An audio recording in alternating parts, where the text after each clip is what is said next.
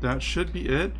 All right, I think we are live. So we'll just wait a minute to get the confirmation from all my Twitch stuff that people are seeing this, and then we'll be good to go. In the meantime, so yeah, it's been a year. That is a lot. Okay, those of you, people are coming in right now. It's been a year. Tammy just told me before we started that we've been doing playing D&D together for a year. We started with Curse of Strahd, and they punched a vampire in the dick. It was pretty great.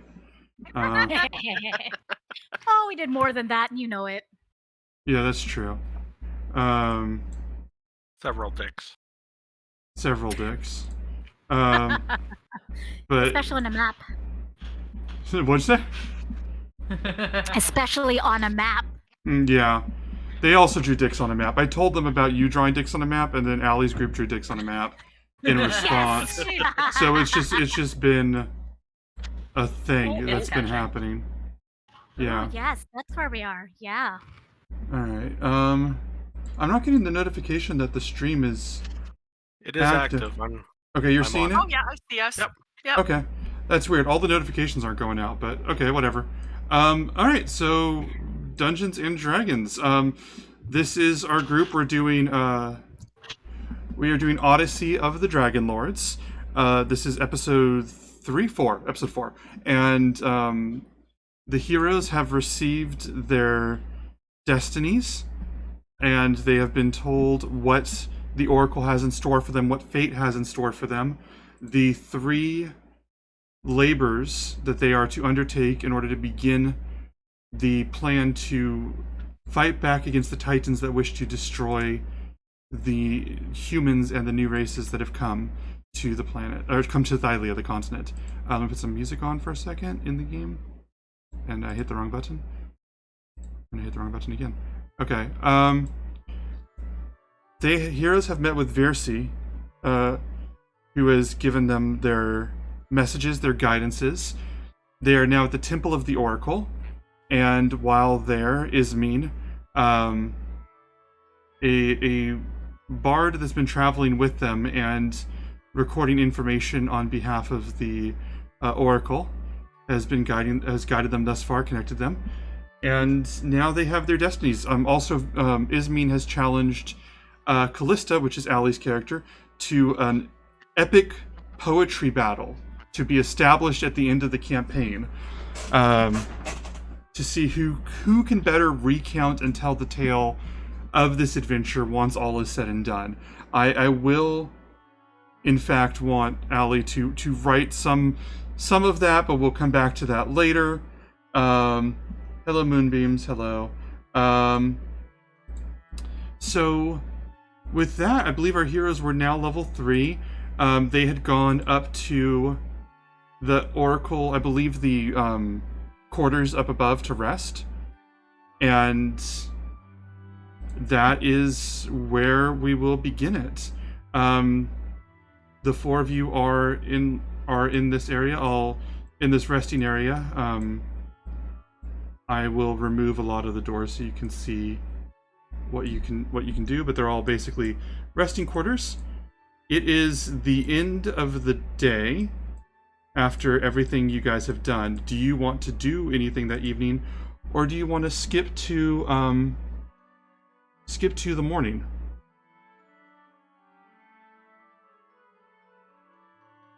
I mean, I'm good.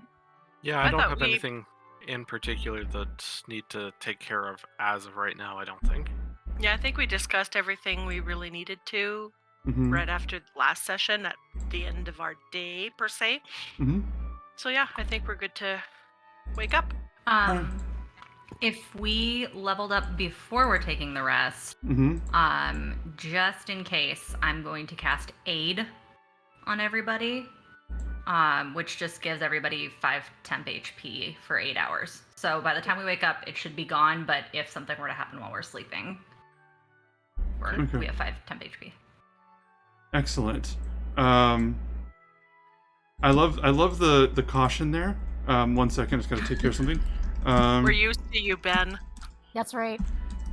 And yeah, that's fair. And then the bedrooms are a mimic. God, I need Of to course. put the Oblex in here more. But anyway, you guys can put yourself wherever you want to sleep, in that room. But I was gonna say, so the next morning, and let me double check your characters before I say what I'm about to say. Yes. So the next morning, you all are awakened, some conjugation of awake, by this voice in the room, this bright, cheery voice, just going, "Wake up! Wake up! Wake up! Wake up! Wake up!" Just like running down, knocking on all of the doors. Trey would have been up already because he would have been like exercising and stuff. Yeah. So you would be up exercising. Would it be in the quarters, or would you be outside? Where would you be doing that? Oh, I'd definitely be in a quarter somewhere there. Okay, so you're like in your private room exercising. So you hear the thump thump thump thump of like these feet, and like you hear that immediately. Would you be like on your guard, or like what would your response to that be? I'd be like, who goes there? And you just hear, Craven, it's time, knock, knock, knock, knock, knock, and they're just like banging on all the doors, just absolute. It's 5 a.m. Can we open our Christmas presents from Ismene? Just running through. She loves nothing more than a good story, and the best story in 500 years is about to happen as far as she sees things. So she's like, yes, let's do this, yeah, just knocking on everything. You guys are welcome to wake up. If there's anything you want to say or do or anything, otherwise, she will, of course, have something to say. She always does. Euphemian just, hears that, rolls over, falls back asleep. Okay. She will throw her cup of water at the door. This is incredible. She is very beloved by everybody here. I love this. I'm gonna start playing music. Okay, this is good. That's a better way to wake up. I'll be an alarm clock. I'm happy. So what was it? You're just so who threw something at the door? Was that let me Kiki, yeah, you threw something at the door. You do that, and she just sort of laughs, like she's like, "Oh, you," very much her response. And she runs through, and you roll back over. Let me double check something here, because I have something for you. I just call out to him, "Come on, pretty boy." Me? Yes, you. And I roll my eyes. Let's go. I'm what was it? pretty. Okay, so what are you thinking right now, Euphemian? What would your character be thinking at this exact moment? That I need at least 8 hours beauty rest. Mhm. 5 a.m. is not a civilized time for man or beast. Crayon sighs, closes his eyes in frustration, marches into the room and just grabs him and just pulls him out into the hallway. As you pull out, Ismene is already taking notes, and she's walking down the hall, and she looks at Euphemian and goes, "You don't need 8 hours, you're fine." And she just like writes everything down and keeps moving down the hall. Yeah, you guys can do what you need to do to get ready. She is at this point taking notes on God knows what. Are you casting Burning Hands? Not really. Okay.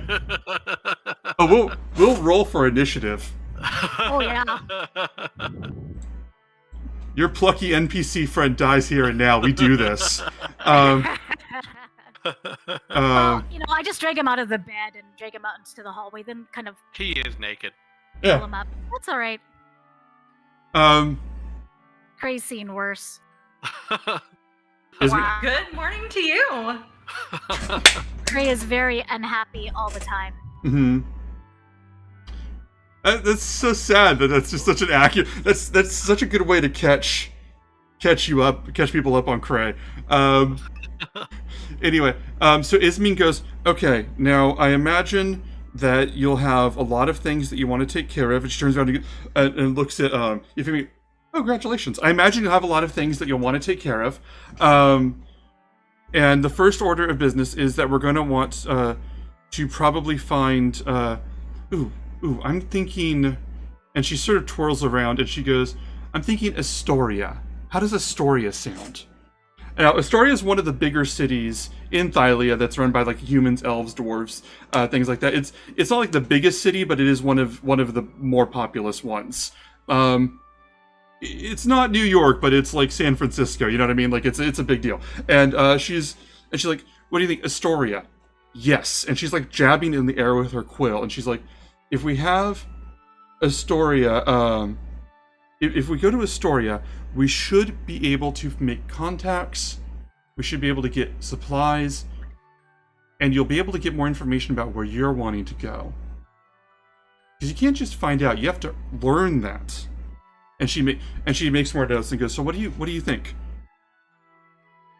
I'm going to go back into my room. Okay. Rest. Since Since apparently this has happened. she goes, it I is. slap his butt as he walks away. Shield. Are you? It's like that's a You don't wonderful know. Your back is turned, mister. I can use the reaction. I will absolutely. Krarin, I need you to roll a sleight of hand check. Oh my god, first roll of the night. First roll of the night is for ass slap. That is Yeah, how great this adventure is. We are bullshit, so... Yeah, that's Wait, fair. am I supposed to swear? Yeah, go for Am I it. allowed to swear? Go 'Cause for I it, yeah. I just did. Swear all you want. Did it pop up? 22 Beat that. 22 does beat Euphemian's passive perception of 15. Euphemian, you would just be heading back and you would just hear or feel like this smack on your back all of a sudden. And it's not just his back. oh, I don't know how to rule on that, so I'm going to keep going. But yeah, you just get this. And I just walk away. Do you have rolled for ass slap? This is remarkable. You are guys. Widely violated. Fair. Everybody, thank you for coming to the show. Those of you that are here for epic Greek adventure. This is accurate. Okay, so it's what anybody wants to do. Ismene obviously has her ideas in mind, but nobody needs to do that. So it's your story, not hers. What do you want to do? Oh, by the way, I just want to double check. Just we can do a long rest, right? Yes, that was I absolutely a have long not rest. yet done it. Absolutely a long rest. Go ahead with that.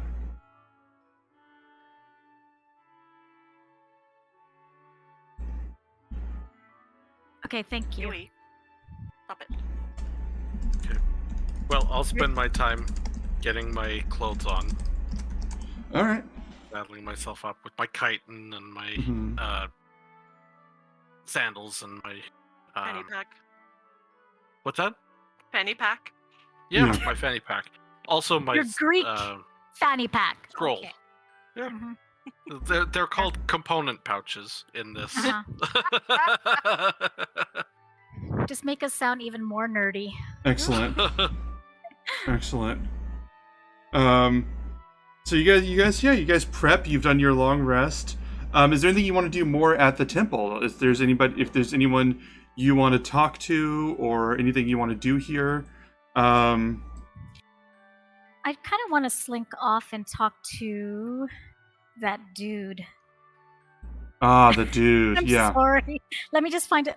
Proteus. yeah. That's fun. Okay. So everyone's getting ready. You go and talk to Proteus. What do you want to say to Proteus? He is already getting ready for the day on his end. He has to, light some of the candles in there, sort of clean things up, make sure everything's ready to go. So what would you like to say to him? He's not Is looking at you. everything- Right? Was that Oh, sorry. good? Is everything settled here? And he looks and goes, Krarin, yes. we're trying to recover as best we can. The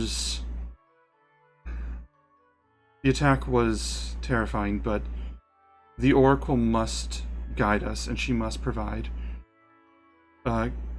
information to those who need it. We can't stop what we're doing, so I do have to resume business as usual, as they say. Yes, this is true. But I just want you to remember that we were here for you. I won't forget that. Thank you. By the way, yeah. none of us took anything from your temple. We don't have any gold on us that's from you guys. Okay. And I just walk off. That's good to know. Okay. He just watches. What was I gonna say? Jin, I'm sending you a message on Discord real fast, but everyone please keep going. Is there a kitchen or something here at the temple that I could make use of? There would be some storerooms. Yeah, I would allow like a small cooking area, a humble like not campfire, but like a humble just like a stove and things like that. Nothing elaborate, but that would exist. Okay. Well, if there's the opportunity, I would sort of go through the provisions that I have, as well as supplement them with what's there at the temple, and then make something for breakfast. Okay. You know, something simple but hearty and enough for everybody, including the priests. Okay, wonderful. Do you have like the chef feed, or is this just well, you would know. This is just me. Okay, excellent. You know what? I'll let you decide how skillful are you at cooking? Average. Okay. That's just more of a character flourish than anything, so we don't need to roll for that. But yeah. So you, Jen, by the way, did you see the thing I sent you, Jen? Okay. So you go through, you cook, you make a meal. As you're doing that, Proteus would come in and he just says, "Oh, thank you. I hadn't had time to do that yet, and we need to replace." Thank you. Well, starts day off well, right? Yes. Something should. Yes.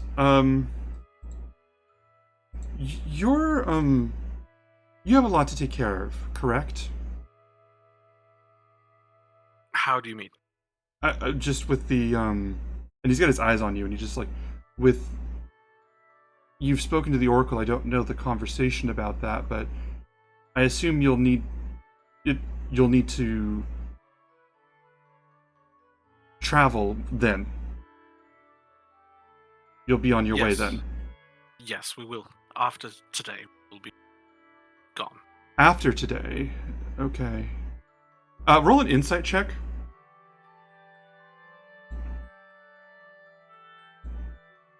Okay. Yeah, I got nothing. He's looking at you, and he just looks at you, and he just sort of sizes you up and down, and just goes, "Okay, after today. Thank you for everything." And he just lets himself out. And yeah, you were able to prepare a delicious amount of food. And soon enough, everybody would have it. Ismene would just swing in real fast and just go, "What you making?" Eggs, bacon, lardons. Got it. And just like Potatoes? leaves making the note on that. No, just absolutely. Bread. Oh, sorry. Thank you. Just absolutely no interest from a culinary perspective. She's just taking notes, and she's like, "Okay." Yeah, it is. And there you go. You guys are prepped. I would say, Kiki, what are you doing this morning? Well, after kind of dragging my feet literally from the bedroom after Ismene unnaturally bubbly so damn early in the morning, I just like shuffled into the common eating area, kitchen, like bleary-eyed, just Yeah. sitting down, grab a cup of water, and basically wait to have food put in front of me. That works for me. 1 second. I'm just sending a message to one of the players.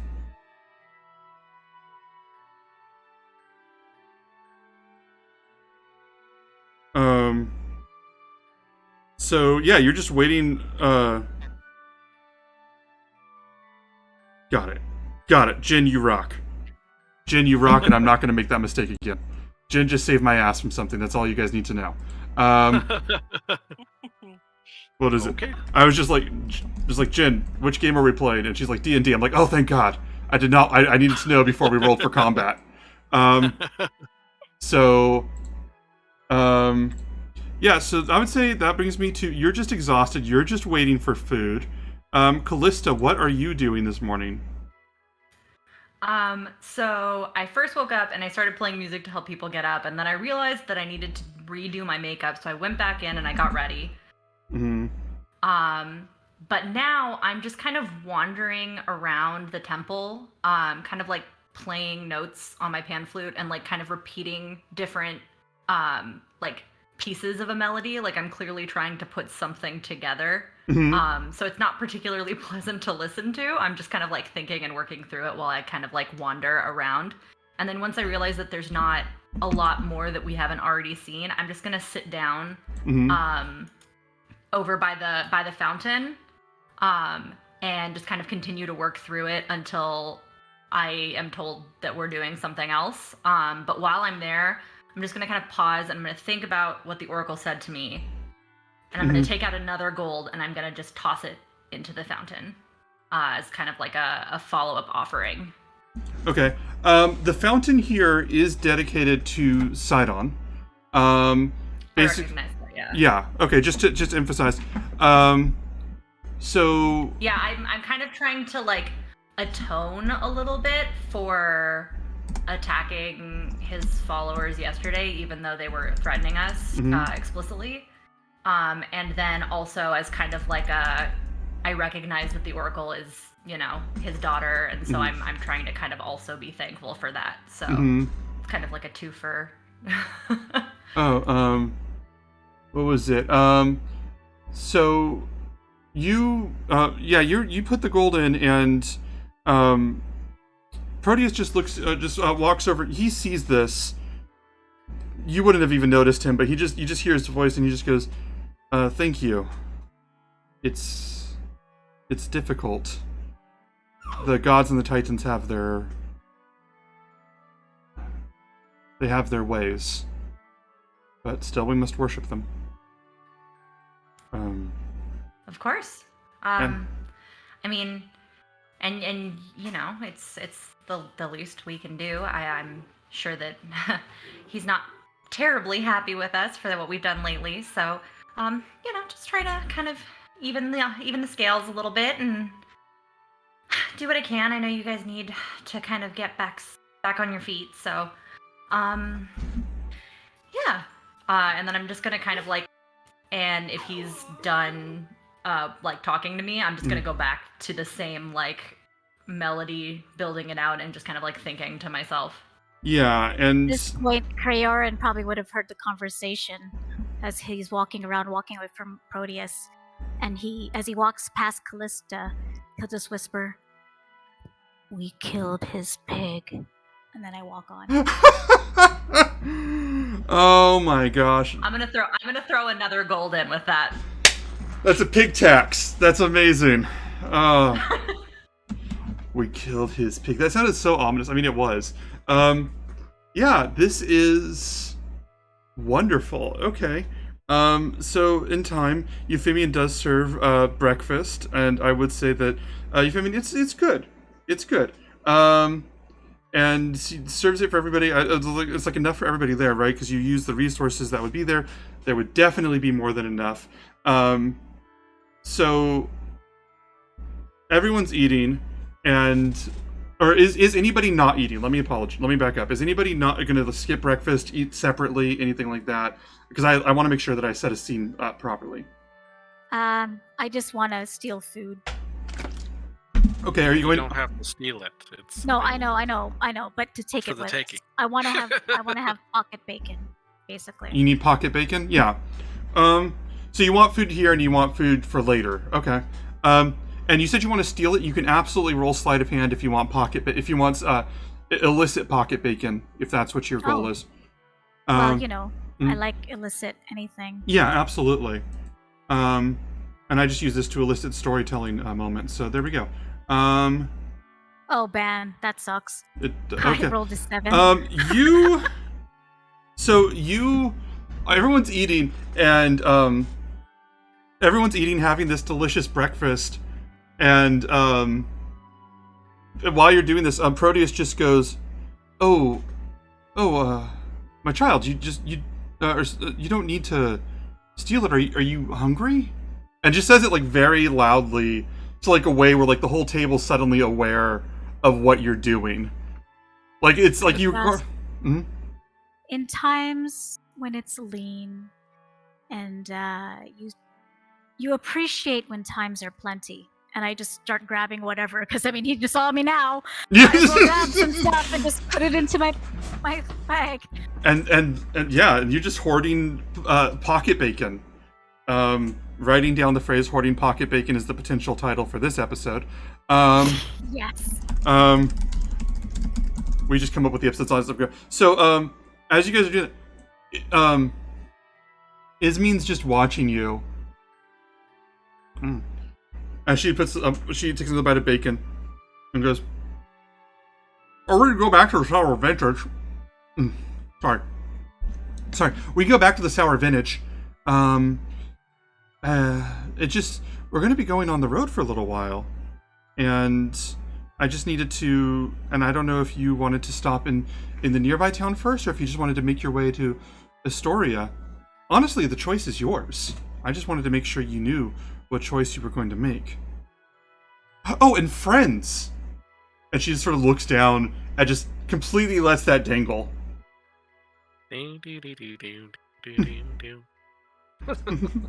Kayoran totally thinks that she's talking about the bacon. So Cray would go, "Well, everybody needs to have a little bit of fresh meat during a journey." Yeah, but it's you guys. If you guys want to ask her anything, Proteus anything, Vercy's downstairs, or you can just plot at this table. I mean, it's up to you guys what you want to do. Well, it would help if I knew what the heck I was told. Well, the last time that we got this, it was we had to shape the silver fires, claim the weapons, and drink from the horn. Yes. So I suppose the logical question would be, I'll ask Ismin. Mm-hmm. Do you know where these great tasks are supposed to be accomplished?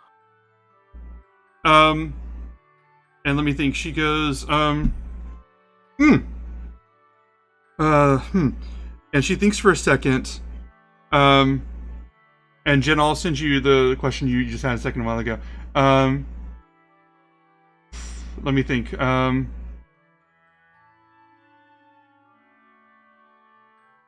And she goes, "Okay, well," and she's sort of like trying to remember like it's a book report. And she goes, "Okay, well, the weapons of the Dragonlords. The Dragonlords, obviously, people that came to Thylia on dragons, tamed dragons, or on their tamed dragons, and helped in the battle hundreds of years ago. They were, I mean, probably the greatest heroes," and she gestures to all of you. Greatest heroes there are, but those weapons would be gone now, or they would be. And she goes, "They would probably be." We can find more information in Estoria. I think I know somebody there who'd be able to know, who would know. There's a blacksmith there who would know more about it. He's a friend of mine. And she just sort of pokes at her food and just goes, "Vulcan's real nice." And then she goes, and then she's like, The forge. I'm sorry, what's up? I'm sorry. Hmm? As in the god. Yeah. We're going to have a chat with the god. Naturally. I mean, I don't know if you have to schedule appointments anymore, or... And she doesn't seem to... How do you know a god? I'll back up just for clarification for the group and also for the audience. In Odyssey of the Dragonlords, the gods do descend to Thylia, to Earth, and take on human shape. That is a thing that's happened before, and they can stay there for a very long time. It is not uncommon for the gods to walk among the people. So in that sense, let me put it this way. The idea of a god just being in a city is not unthinkable. The unthinkable part is that she's just like, oh, that's a friend of mine, and he's over here. You know what I mean? Like that's sort of the part that's like that would be catching people. Not that there's a god on Earth, and she's like, so you say like, how do you know him? Is what you asked, right? And she goes, oh, we go way back. And she just like takes like a Brussels sprout and pops it in her mouth, and she's like, I mean, we used to talk all the time because I used to come and take the stories of what's happening in Estoria. I mean, I know the king too. Something your characters would know is that the king of Estoria, let me make sure I get this name absolutely right, would be Pythor. He would literally be, this one is known. Most of the humans and god relationships are lost to time or a mystery or something. Pythor is known. He is the god of battle. And there is no ambiguity here. Pythor, the god of battle, is the king of Estoria. But he hasn't done a lot lately. Actually, a couple hundred years ago, he was a big deal. He was the god that deigned to lead this place. But most people sort of stopped hearing of his great deeds generations ago. And it just sort of, not like anything bad happened per se that people know about. It's just sort of like he stopped being relevant. You know, stopped showing up in the papers, as it were. And so she goes, I mean, I made friends with a few people there. I'm friends with Pythor, too. I sometimes came and took stories and sometimes told him stories. Do you know any gods? And she looks up at Callista. I haven't been so lucky now. Well, she just sort of smiles and just like eats her food for a second and just like thinking. Let me see. She goes, now, the forge, we could find the forge. That's not a problem. The problem is that you can't operate the forge unless you have the right tools. I mean, you're trying to forge weapons that can wound a titan, that can wound a god. Probably. That's going to be a lot. You can't just pick up a hammer down at the Sour Vintage. I don't even think the Sour Vintage has hammers. They're more of a tavern. You're going the wrong place entirely. I think I lost the point. She goes, but those are those two. If she's talking about the horn, and she's thinking, and she's looking at her notes, she pulls out her scroll and she's looking at it, and she goes, Dragon horn. I bet she wants you to drink from that because it's... People said it has magical powers, but you never know what's a story and what's real. Oh. I guess it's real. That's nice. And she looks at Euphemia and goes, I think that's it. Is that it? Yeah. Well, that's the three labors, I believe. The silver fires, the weapons, and the horn. So, I don't know about the rest of you, but Estoria does sound like the most promising next step. I'm in. Excellent. I'm sending you all in the chat right now, and I'll go over this with the group, the summation of what she would have told each of you. Let me pull this up. As a reminder to Euphemian, she would have told you, let me pull this up, that you need to speak with Daemon, who guards the necropolis at Telemach, to learn more about what's happening with you. Because she's saying that your luck is rapidly running out. Let me see.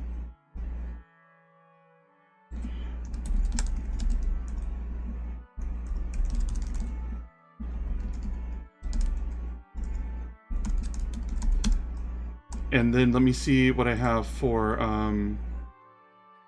I believe you wanted to know more, Jin, about what you were told, so let me put that in the chat.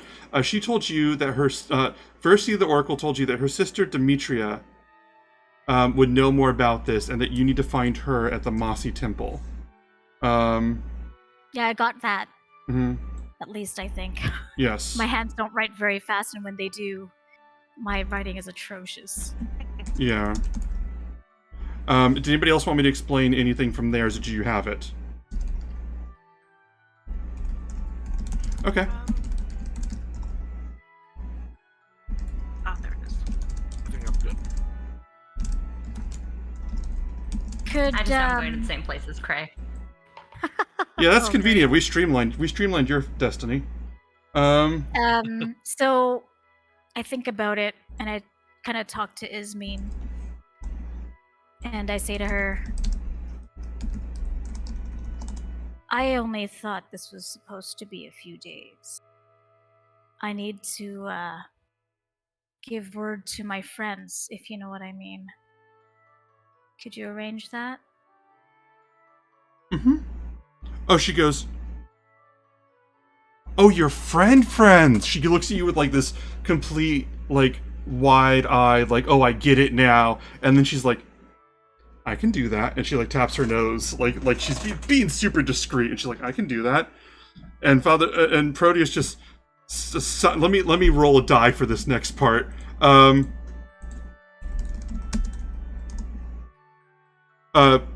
Proteus just looks at Euphemian and just shakes his head. Just like, yeah, that's Ismene. She goes, yeah, I can do that. But yeah, if you want to go to Estoria, if you want to go to back to that village, I don't know. It's always nice to be celebrated. She sort of gets like this dreamy look in her eyes, and she's like, we can go back to that village one more time. That's just fun. Oh. I'm emphasizing that is. Forward is forward, not back. Ooh, that's wise. I agree. I'm in. That's wise. You're wise. And so she. I categorically I'm gonna am take not. I'm gonna take out my little Mhm. my very small scroll that I've been writing down epithets in, and I'm just gonna scratch out what I had next to Euphemian's name and write the wise. Oh, this is excellent. Can I just, from my curiosity, can I know what any of the other names were? Do you have them written down? Can I press you for that? Yes. Okay. What do you? I'm just. Yeah, this I is do. me. It was. Oh, you got cut out for a So second. Euphemian has the longest right now. It started out. Oh, I'm sorry.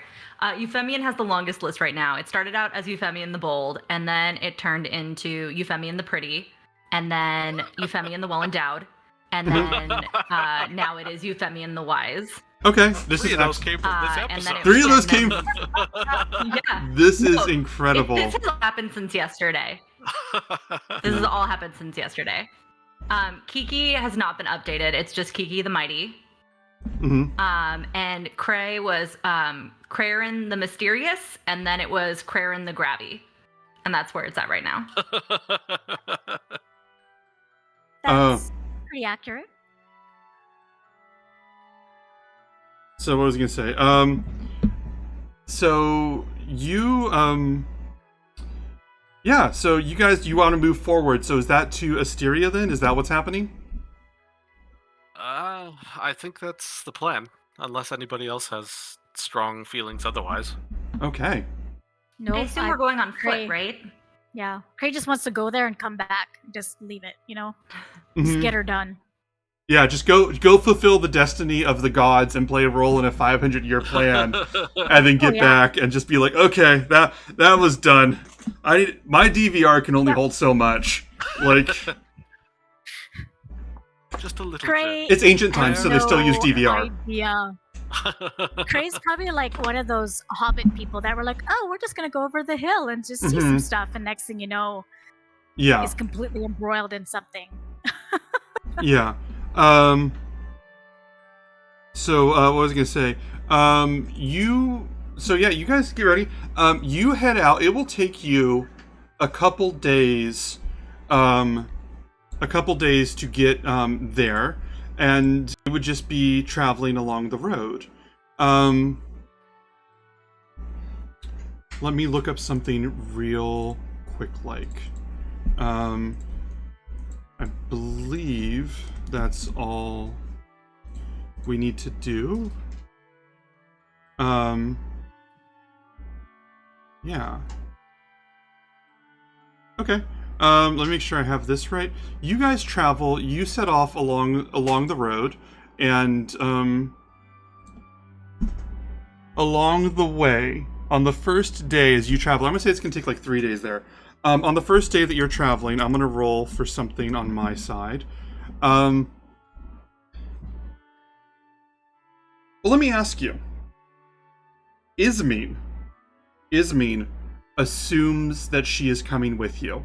She carries herself like it's a given that she's a part of the team. But that's not mandatory. So let me ask you guys, do you want this bard in service of the Oracle to travel with you? That is your choice. Jen really, really wants her to come, but Cray is like, oh god, another body to take care of. Mm-hmm. Kiki is just, as long as she doesn't get in the way, I don't care. Oh, I feel the love. Euphemian, what have you got? Euphemian would hate to see Callie get heartbroken. Oh, we have a How ship. dare you. We have a ship already. A lot of things can happen in a very quick span of time. So if you've got two people recording it, chances are we won't miss anything. All right, and Also, she's got that thing that makes us point, not die, and I like that. True. She's been really helpful so far. so It Callista, was not even a question in Callista's mind. yeah, Like okay, she doesn't even know how to get there on her own, so okay, yeah, that's fair.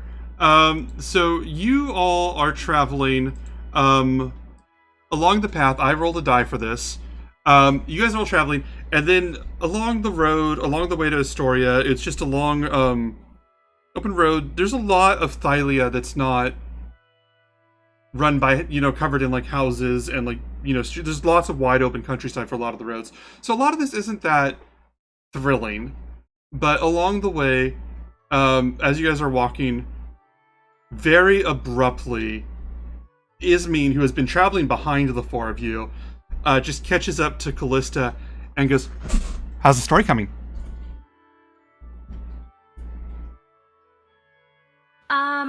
Well, I got a little bit of it done last night before I went to bed, but then I didn't know this morning when I woke up how exactly I should start it. So I've mostly just been taking notes on what's been going on. I don't know if you've noticed. I'm not really great at walking and writing at the same time. I didn't realize this.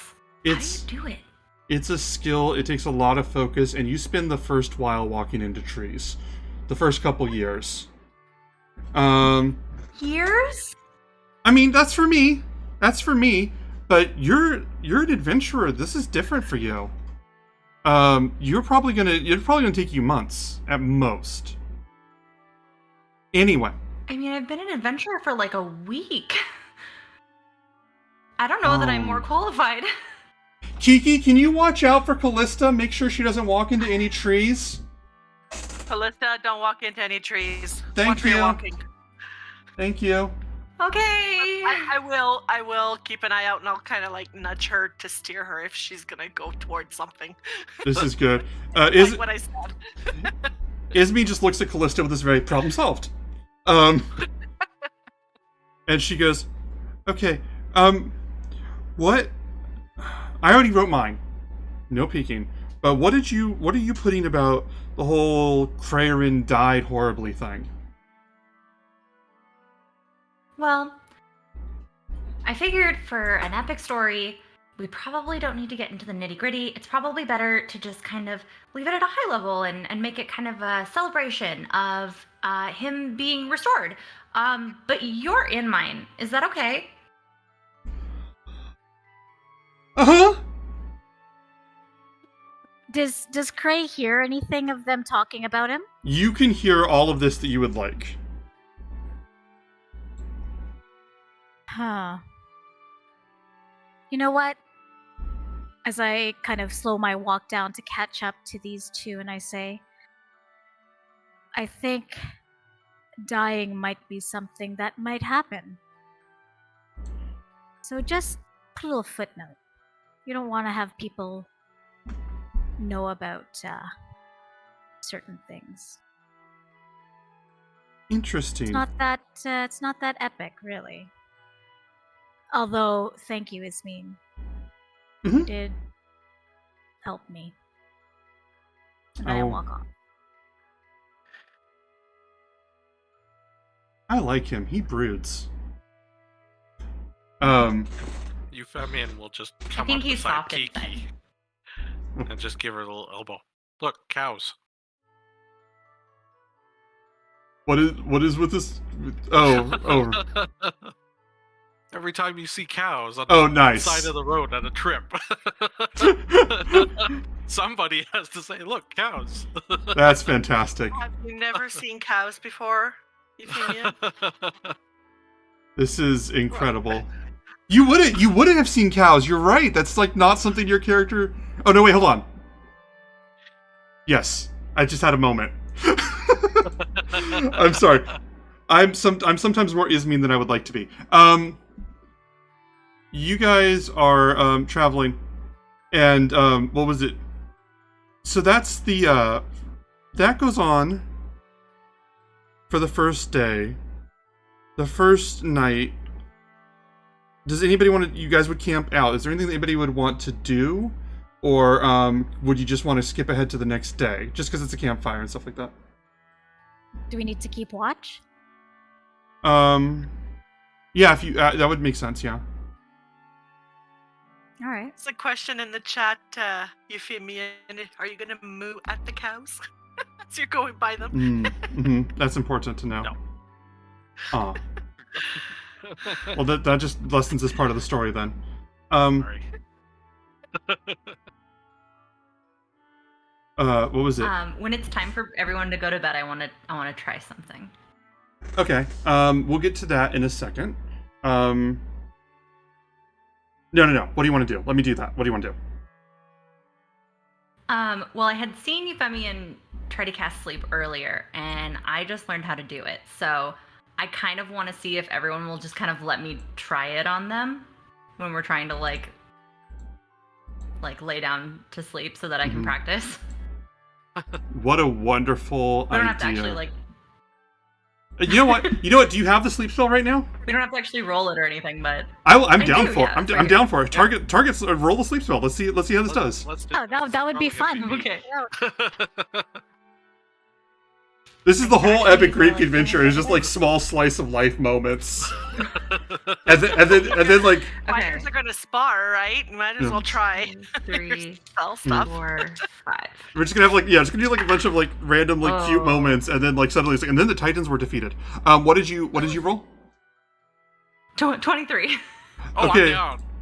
Yeah, that'll do it. That'll do it. You could knock out. Yeah, you can knock out Euphemian with that. That's all you can do. So you're practicing the sleep spell. Yeah, you're just practicing the sleep spell. So what is it for you? It's just like weaving this magic together. Is it like your voice, or how does it work for you? I kind of picture it as my pan flute. Mm-hmm. Okay. And just kind of like I kind of picture all of my magic as like a little bit twinkly. Mm-hmm. So just kind of like a soft, almost like you can see the music moving like it's a cartoon is almost how I imagine it. And then it just kind of like settles over. I love this. Okay, so Euphemian, you're just hearing this music, and yeah, you're just zonked. You're just completely out a moment later. Face down in the fire. You know. Yeah, okay.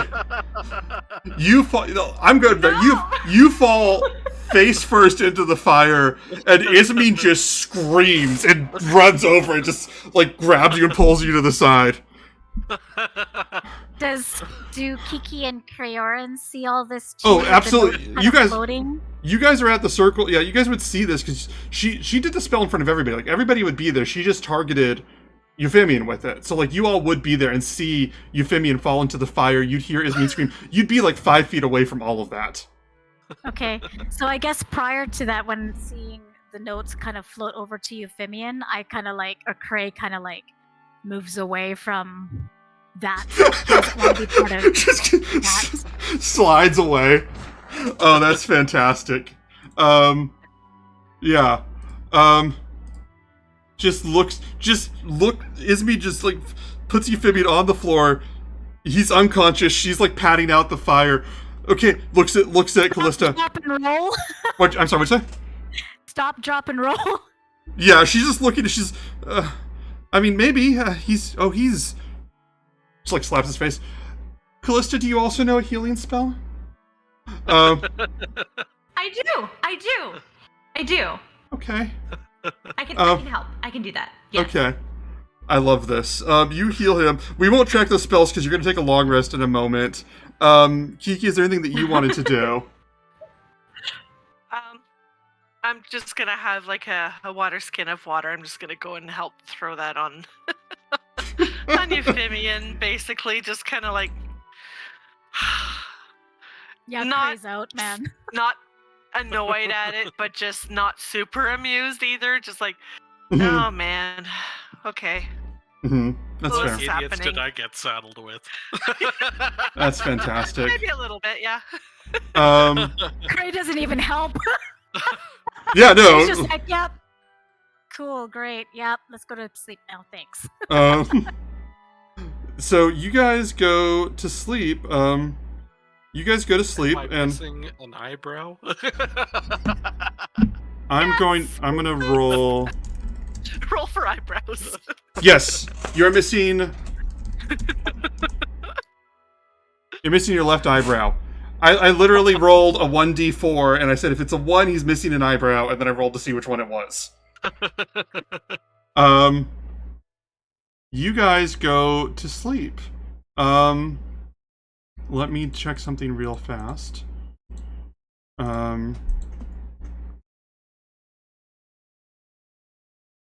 Let me see one thing that I want to do. Are we bothering with watch? I know that Jen brought it up, but Yeah, who would go for a watch after Jen? I think you can do. Okay. So, you guys are asleep this night, except for Jin, who's in a trance. And in this night, what you would know about Jin as an elf is that elves do not sleep. They go into a trance. And they don't have the same sleep cycle as everybody else. Which is why it's all the more to say that the four of you had the exact same dream that night.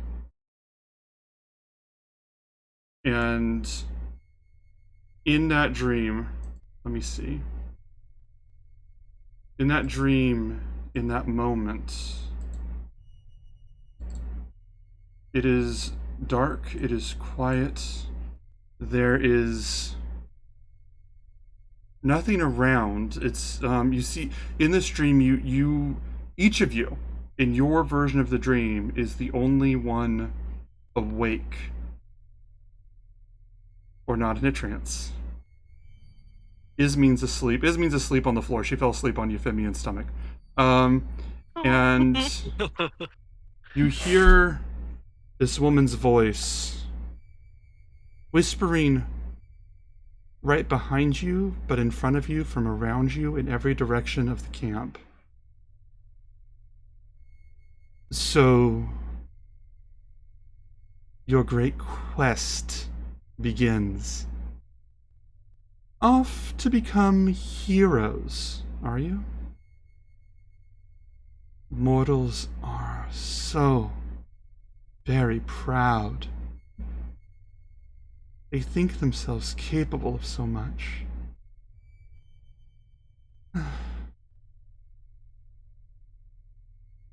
In where the campfire was, still with the light above it, almost like the campfire light still crackling in that dream logic, even though the campfire's gone, you see an old man, his hands and feet bound to the giant wooden stake behind him, just held there tight, and just groaning and trying very clearly to stay awake. And this voice just says, "Look at this one. He is falling to pieces. Joints stiff, skin slack, teeth gone. The life is practically dripping out of him." You see this man growing weaker and weaker. A black shadow falls over the man. He looks up.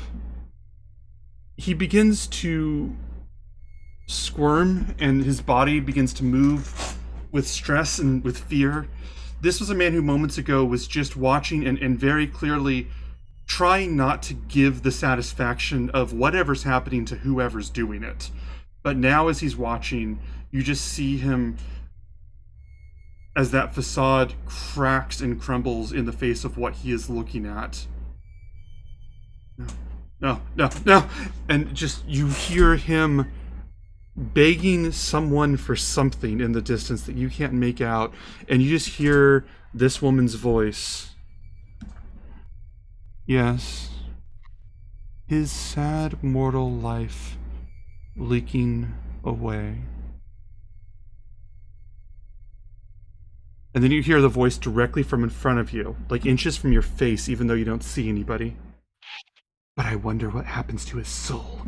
And you see the man thrashing and trying to break out as he screams and cries out. And you see a figure. You can't tell who they are under the hood, with a large butcher's knife wielded high. As they step closer and closer. Good morning, everybody! Ismene just wakes up everybody, just clapping her hands. So, I think it's day 2. We have one more day. We should get there tomorrow afternoon if I have it right. How's everybody doing? Euphemian, I like the new look. She is clearly lying. Very clearly lying. What? What happened? Oh, Callista sang a song that was so good that you fell asleep and fell into the fire and almost died, and then I pulled you out of the fire, and then you're missing an eyebrow, and only Kiki cared. Okay. And she just walks over and starts making more notes. And everybody was okay with this. Mm-hmm. I helped put you out. Sorry. Cray's exercising. I mean, she's Yeah, I've been like scribbling, but clearly Callista's really good at the spells. Euphemian, if you ever suggest that she tries something like that, maybe you should just be aware of where you are. Just a suggestion. I'll ask next time. Would be appreciated. This is good. I like the look. I like the look. And Marks on you. Can I like sidle around and like take out my disguise kit and like do my damnedest to try to like pencil it on or something to like help even him out a little bit? yeah, so you have a disguise kit, right? I want you to roll. Hold on 1 second. I want you to roll performance. Please roll for eyebrow. You're rolling for eyebrow. You're gonna have one giant Sharpie freaking mark. Come on, Callista. It's not bad. I just look really suspicious all the time. Well, about how I almost took expertise in performance. That's a 9. That is amazing. You draw at a 9. It's not. It's Uncanny Valley because the thing is it's not bad. It just misses the mark just slightly enough that there's like this completely perfect rectangle above your eye. Yeah, there you go. That's your result. That is definitely the worst thing that's happened to you in the past 12 hours. Like this, and then like this, and then like a triangle. Oh, that would be good. Yeah, it would be. I could do a triangle. Yeah. It just the thing is it's the perfect eyebrow, but it's like too perfect. Like there's no like curl or like any. It's like a solid line. Normally my hand's facing this way when I do it, so when it's facing this way, I'm sorry. I tried. I'm assuming I can see that it's bad. Looks real Oh, yeah. natural. Hey, pretty boy, as I say sarcastically. This is wonderful. Oh my God. I really. Do I have anything? Do I have anything? Can you bless yourself? I think that was it. Yeah. I mean, I think that was it. I think you could, if you want to have a minor illusion. I have one of those. I can. Oh, well, yeah, you know what? I'll You know throw what? up a minor illusion for a hot second. You know what? I will say this for reals, actual reals call, because it might come up later. You may roll a second performance because being totally by the rules, you should actually get advantage because you. You have that's only on checks with my pan flute. No, I was going to give you advantage because you have the disguise kit. I have it, but I don't have proficiency with it. Never mind. Yeah, no, this is the eyebrow. This is your eyebrow now. I tried. The oversized eyebrow stencils that you get with like your makeup kit and all that only one of them works, but you have 6 that don't fit. Yeah. Maybe I could do some on the other side and balance you out. This has got to be the most elastic response to a horror scene that I've ever run. Just, the complete bounce back has been incredible. I mean, I wrote it all down. No, this is great. I'm not complaining at all. Now I'm just messing around.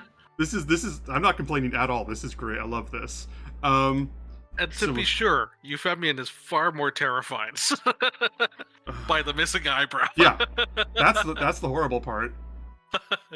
Because he's not gonna wake up from this. I heavily implied, or the Oracle heavily implied that like Euphemian's like charm happy life is gonna start wearing out soon, and it's like this is the first thing. This is it. This is the beginning of your fated lack of luck. So, yeah, do you guys want to just keep traveling for the day, or is there anything else that you want to do? It's fine. It's fine. Leave it alone. At some point, once that's kind of calmed down, I'm gonna go back over my like scribbled notes and just be like, did anyone else dream about anything? Because I had a really weird dream.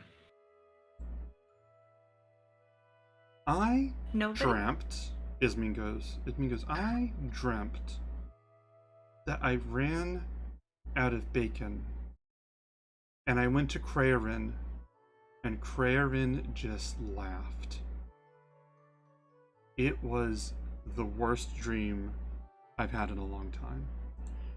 And she just sits down, and this is so far out of the range of what she documents that she's stopped writing for a moment to recount this. Did you want real bacon now or later? Yes, please. I take out a strip and just give it to her. Oh, you're nothing like Dream Kraerin.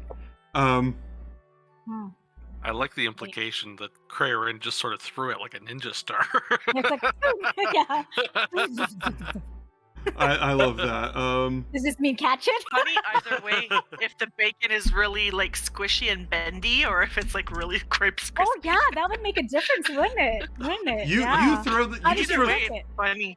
you throw the bacon just offhand without even thinking, and as you do, Ismin's like looking at her paper, and she just snatches it out of the air and just keeps biting it. Oh, Whoa, smooth. Does Cray see that? Well, Impressive. because he was like this, right? Yeah, you just So chuck Cray it. didn't see that. You just Okay. chuck it. Yeah, you just chuck it. I mean, you could say you saw it if you wanted to. It's where you're sitting, but like, yeah, you just chuck it. She just grabs it and just keeps writing. I don't notice. I just assume it fell on the floor. That's fantastic. Keep walking. Anyway, yeah, it's anybody's action. When you guys are good to continue, we can, but until then, you guys can do whatever you want. And Callista, I am fully aware that Ismin ruined your scene, but that's Ismin, not me. I take no responsibility for that. That's fine. I ruined your dream, so we're even. That's fair. So what was I gonna say? Yes. What do you guys want to do? Get back on the road, I guess. Do we answer Not Cal's much. question though, or yeah? I'm very pointed, just keeping to myself for the moment. Okay. Okay. So you guys get back on the road. I'm gonna roll a 1d4. Okay. My other eyebrow blows off. Yeah. Yeah. You feel this strong wind. Okay,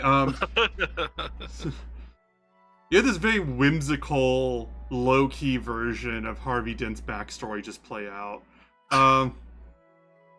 So we'll say, this next day goes pretty much without any event. You guys are able to go sleep, and then once again, there's no problem there. This night goes on. On the second night, when you guys are there at your new campfire, Ismin is just making notes, and she goes, "Friends!" Right, and she like flips through looks through her pages and her notes and everything. She goes, "I meant to tell you this a while ago." And she goes, "Okay, can I talk to you all about something? Is it okay if I talk to you about something?" Can we stop you? No. Cray hears that and just like smirks inside his mind, but appreciates Euphemian's skill, but stoically doesn't show anything. And she's no, and she goes, "Okay." She says, "The thing is, when heroes go on any sort of story, I've seen a lot of heroes go on a lot of stories, and whenever they do, sometimes one of the heroes takes all of the credit, or makes themselves the star, or just ends up with, oh yes, I got the golden fleece and nobody else, and it's become such a mess. And I didn't want that. You all seem so nice, and I didn't want that to happen to you. So I was thinking maybe an oath." And she looks at you all just like very matter-of-factly. This is like Ismin's version of very serious. And she's like, "I'm thinking an oath. Maybe an oath of fellowship, togetherness, that you won't leave each other behind, that you'll make sure that your victory is everyone else's victory." And nobody will burn off other people's eyebrows. I couldn't. I mean, maybe. I want to remind you all, and also any audience that's here, in this setting, Odyssey of the Dragonlords, with in the land of Thylia, oaths are serious business. It is not just like a pinky promise. Oaths and vows are part of destiny, and in these Greek epics, it's interwoven into the physics of reality. If you make an oath, you are literally binding yourself and your fate to keep that word, and breaking that word could create a backlash from fate and from the gods and from the world itself. So Ismene sounds very, casual, like, oh, just make an oath thing. But what she's suggesting is very genuinely, you guys bind your success together so that whatever victory one of you has, all four of you can celebrate it as being everyone's victory. And that the four of you have solidarity. She's not suggesting that, like, one of you is, like, willing to die for each other or anything like that. Like, this isn't that. It's making sure that you guys don't forget about each other. You don't have to do this, but this is something that Ismene thinks is important. I just wanted to lay out the terms. I'm gonna kind of giggle. I'm gonna kind of giggle and just be like, historically, I haven't done great with commitment, but I mean, that's a shame. If everyone else wants to, Or have a day to talk about it or think about it. Certainly I it don't give makes my it- word lightly. Well, certainly it makes it easier for us to work with each other if we're bound to being unable to double-cross each other. True, Euphemian, but do you really want to be bound to us? Hey, And I raise an maybe we should eyebrow try because I know he can't. Or yeah. ooh. Well, Well, the I just way can't have I a see time, and honestly, I'm things, feeling very attacked right now. the way I see things is that I have been given some tasks that I have very little choice but to accomplish. And I've been saddled with the rest of you. well, Listen, pretty boy. I love I that's think it. the saddling here is each and every one of us. I don't know about you. I just want to get this done and gone. That's it. I don't know if I want to get my oath to you yet. are To you afraid Ismene. Are you afraid you're gonna love us too much, Cray? There's no such thing as love. Come on. You know that. Ismene looks at you mortified. Oh. Ismene looks at you like you just said, like, there is no Santa Claus to, like, a 5-year-old. Just the shock and horror of betrayal of saying there's no such thing as love. And she just says, half the great stories in the world are about love. And you don't think it's real? There's always something that somebody wants. But Okay, back I'm to this in. oath. I'm gonna teach Cray how to love. Oh God. Craig closes his love. eyes. We're going to the same place, right? Apparently we are. Ismene, just give me a day to think about it. I don't know about anybody else, but I need time to think about it. It's your choice. It's your choice. Just please, if you're going to take an oath of fellowship that you all share in your victories together and that you forge your bonds as an exact group, please let me be there because I do not want to miss that. Sure. Okay, also, if you fall in love, I want to see all of that too. Oh my God, no, just stop. Maybe Ugh. we could find him a puppy along the way or something. That counts. She points her quill at Sorry, Kiki. She points a quill at Kiki. That counts. That absolutely counts. Start small. Nope. My friend John had a story about a puppy, and he loved that puppy so much, and things got really horrible, but it was still a good story. Oh, I'm sure. Was the Was the dog's last name name, Yeller? yeah.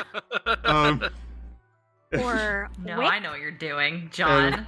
and she goes, and she says, okay, well, you can have a day to think about it. Okay, and then, Kiki, what do you say to this, by the way? So you think you're saddled with us? I think we're being saddled with you. You're just a bag of grump. You're I gonna think that to me or have to Euphemian? one eyebrow. I poured water on you to help put the fire out, so clearly that shows that I'm willing to look out for the rest of the group here. I died. Do you really want me to be part of And we this group? brought you back, didn't we? Ismene brought me How back. did you get yourself killed again? Oh, trying to punch a boar in its face. Can you guys do me a favor? Craven, can you make persuasion with advantage? And Euphemian, can you make a persuasion check? I'm doing something here. 1 second. Persuasion with advantage, did you say? Yes. I'm just checking something here real fast. Oh my god, my persuasion is so wonderful. 21. Oh jeez. All right, Euphemian. How do you do the I think you just roll it twice, I'd say. Okay, I'm just gonna roll it twice because this thing isn't working for me.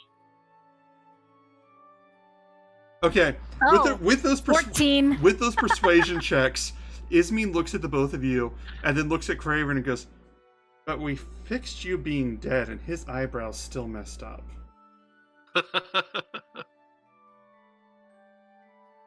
I'm just gonna keep walking. Okay. As Cray while walks Cray- away, I am turning yeah. around to everybody else and say, "Okay, this is a project. We need to get this guy a puppy or something." How many campaigns man. are you guys gonna do that end with teaching people how to love? Because that's how you end it. Because that's It works so well. because you did that in Curse of Strahd too. Oh god. Gosh, yeah, we did, didn't we? Minor sidetrack, but hey, it worked. Okay. You guys travel along. That would be. That would be While- that was the end of the while Cray second time. walks. Mm-hmm. For flavor, while Cray walks, I'm just gonna periodically kind of like make small like minor illusion hearts Mm-hmm. kind of like around his head that he has to kind of like walk into. Oh, that's Ugh. amazing. And I just do like the like you're walking through, I don't know, a cloud of bugs or something. You're just like, ugh, That's Does fantastic. anybody have a way of doing an illusion of like the cutest little bunny or something? Little bird that can come and just snuzzle up. The whole, like a more stabby version of Meg from the Hercules movie. Just I won't say I'm in love. This is great. It's more stabby. So that would be the end of the second night. Is there anything that anybody else wants to do before we start the third day? Okay. Nothing serious, no. Okay. So I think that maybe Cray would just like to meditate on what everybody said. hmm And, What is love? Baby, don't hurt me. So that's Twitch what is gonna he take thinks down about, our about channel. baby, don't hurt me. No, Mhm. no. Cray thinks just about what everybody said and just kind of thinks about his past and what has happened so far, and Maybe it might be nice to have a just puppy. thinks. Okay, that's Kiki talking. But Cray is all like broody and bleh. That's fair. Then and that brings us through the night, a good sleep for that evening, and then the next day, it's the last day, the day that you guys are going to make it to Estoria. Is there any objection to just hitting the road, or is that what you guys want to do, or is there anything you want to do in the morning? All right, you guys travel along. This one goes rather uneventfully. Ismene has been taking notes, but she has, at this point, like you hear, as you guys are walking, you just, she just, let me roll one last die roll for her on this part. No, I don't like that. Okay, she's just, you guys are just here, and she goes, as you're walking, she goes, Krarin?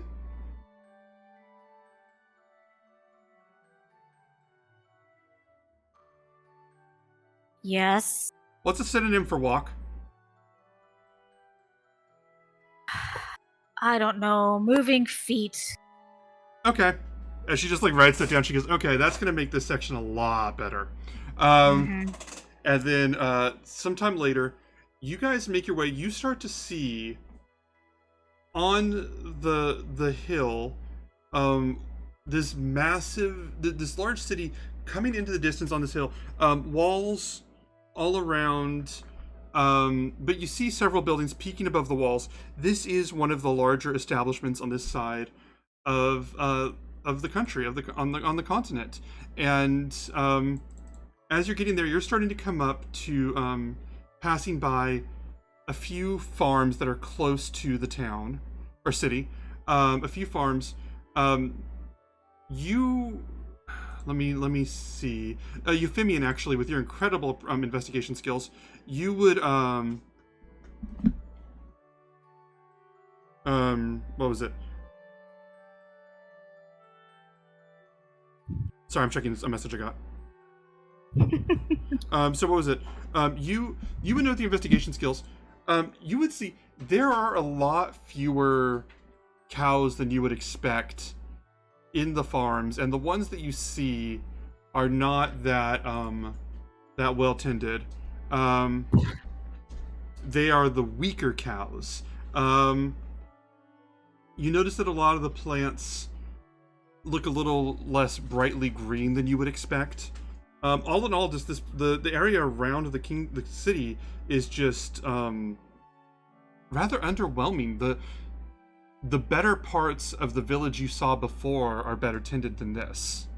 But when you get there, you see there's you come up on a line of people, farmers, tradesmen, and such that are basically lined up to get through the south gates to the city. And Ismene just goes, oh yeah, I forgot about this part. Would any of you have been to this city before? You can say yes or no. Or would you have known about this city? Probably. I think think- Cray would have known, yeah. Yeah, Cray would know about it. Callista may know a little bit. Cray, I will give you this. Cray would especially know. So basically, there's two major gates to the city, and there's a little bit of history for the four of you, and also the people in the audience. In Thylia, a lot of what we think of as the classical D&D races, and that includes humans and elves and dwarves and stuff, sailed to Thylia a while ago, but they weren't the native species there. A lot of the native species would be like Cyclops, Centaurs, and Satyrs, like our guest, like our wonderful hero, Allie is a Satyr. And she, obviously gets along. But a lot of the cities that are, humanoid would be mostly humans, elves, dwarves, stuff like that. Because there's divisions where the different, the native races are, and the, I don't know how to put it, migrating races would have live in separate areas, basically because of events we'll go into later. What I'm driving at is that the walls are up and you have to be let into the city to get in, and it's not especially hard, but they do need to make sure that everybody that gets in through the south gate has a reason. You can't just, it's not like an open gate that everybody walks through, if that makes sense. Kraven, you would definitely be able to recognize this, especially given your past. You would know what kind of security is at what kind of noteworthy cities. So whenever you see this, regardless of whether you've been here before, you would immediately recognize that this is oh, they're being careful about who they let in. Okay. I would assume they have some sort of military force, so probably throughout in my past, I must have passed here a couple times at least. Mm-hmm. Yeah, you would be aware of that. Yeah, absolutely. So what was it? This means to be it seems like it's guarded to get in.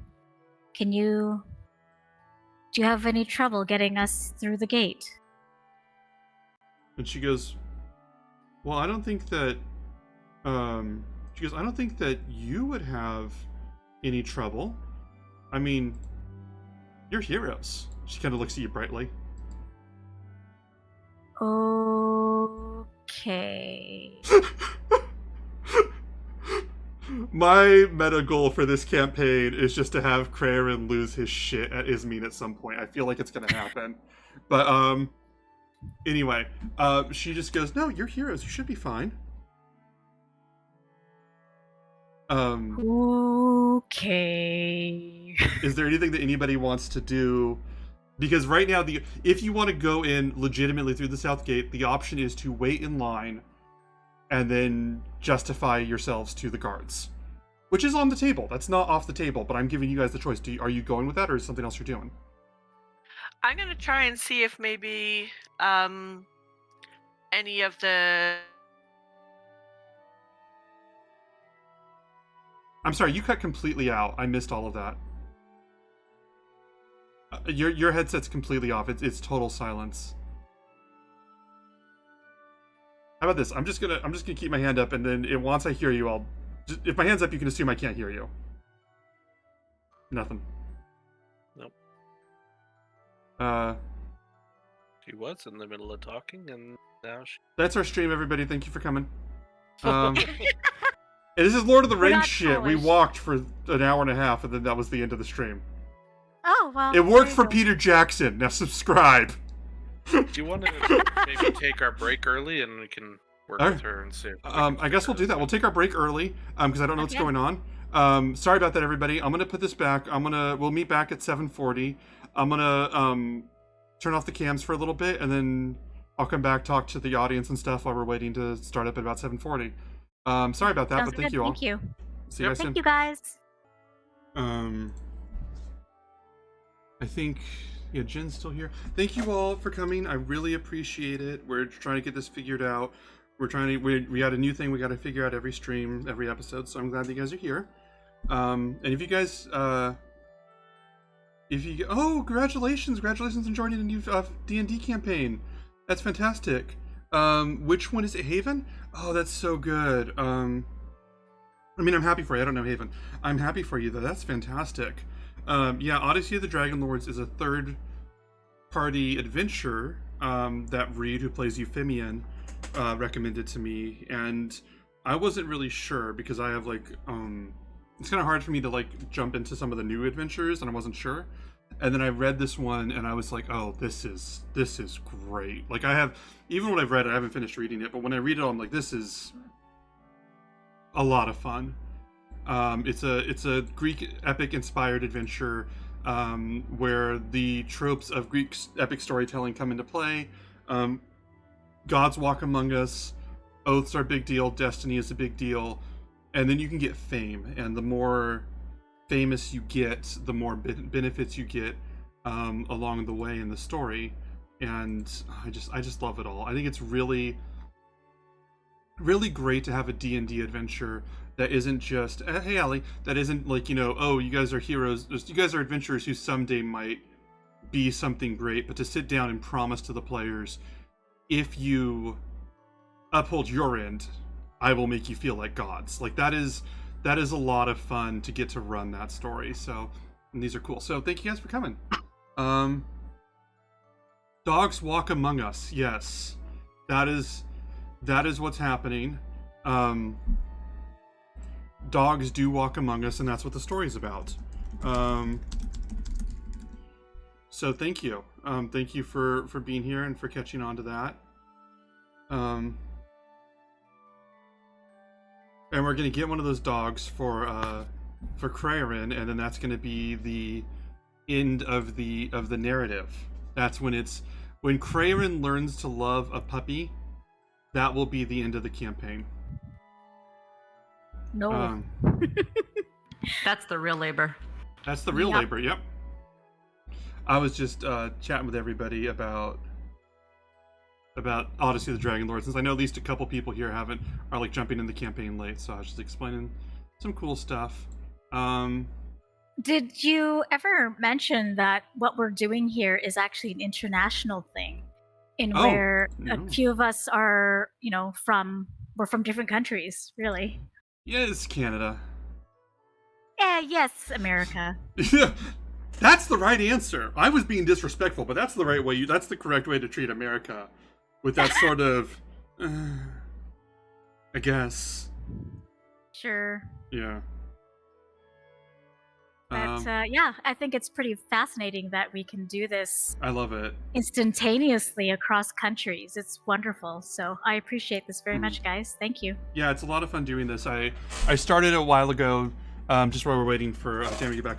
The way we started this was Reed and Jen and Tammy asked me to run Curse of Strahd for them about a year ago, almost exactly a year ago. We passed the anniversary, and so I ran Curse of Strahd for them and another one of our friends, Tiff, who isn't on the stream. She was amazing.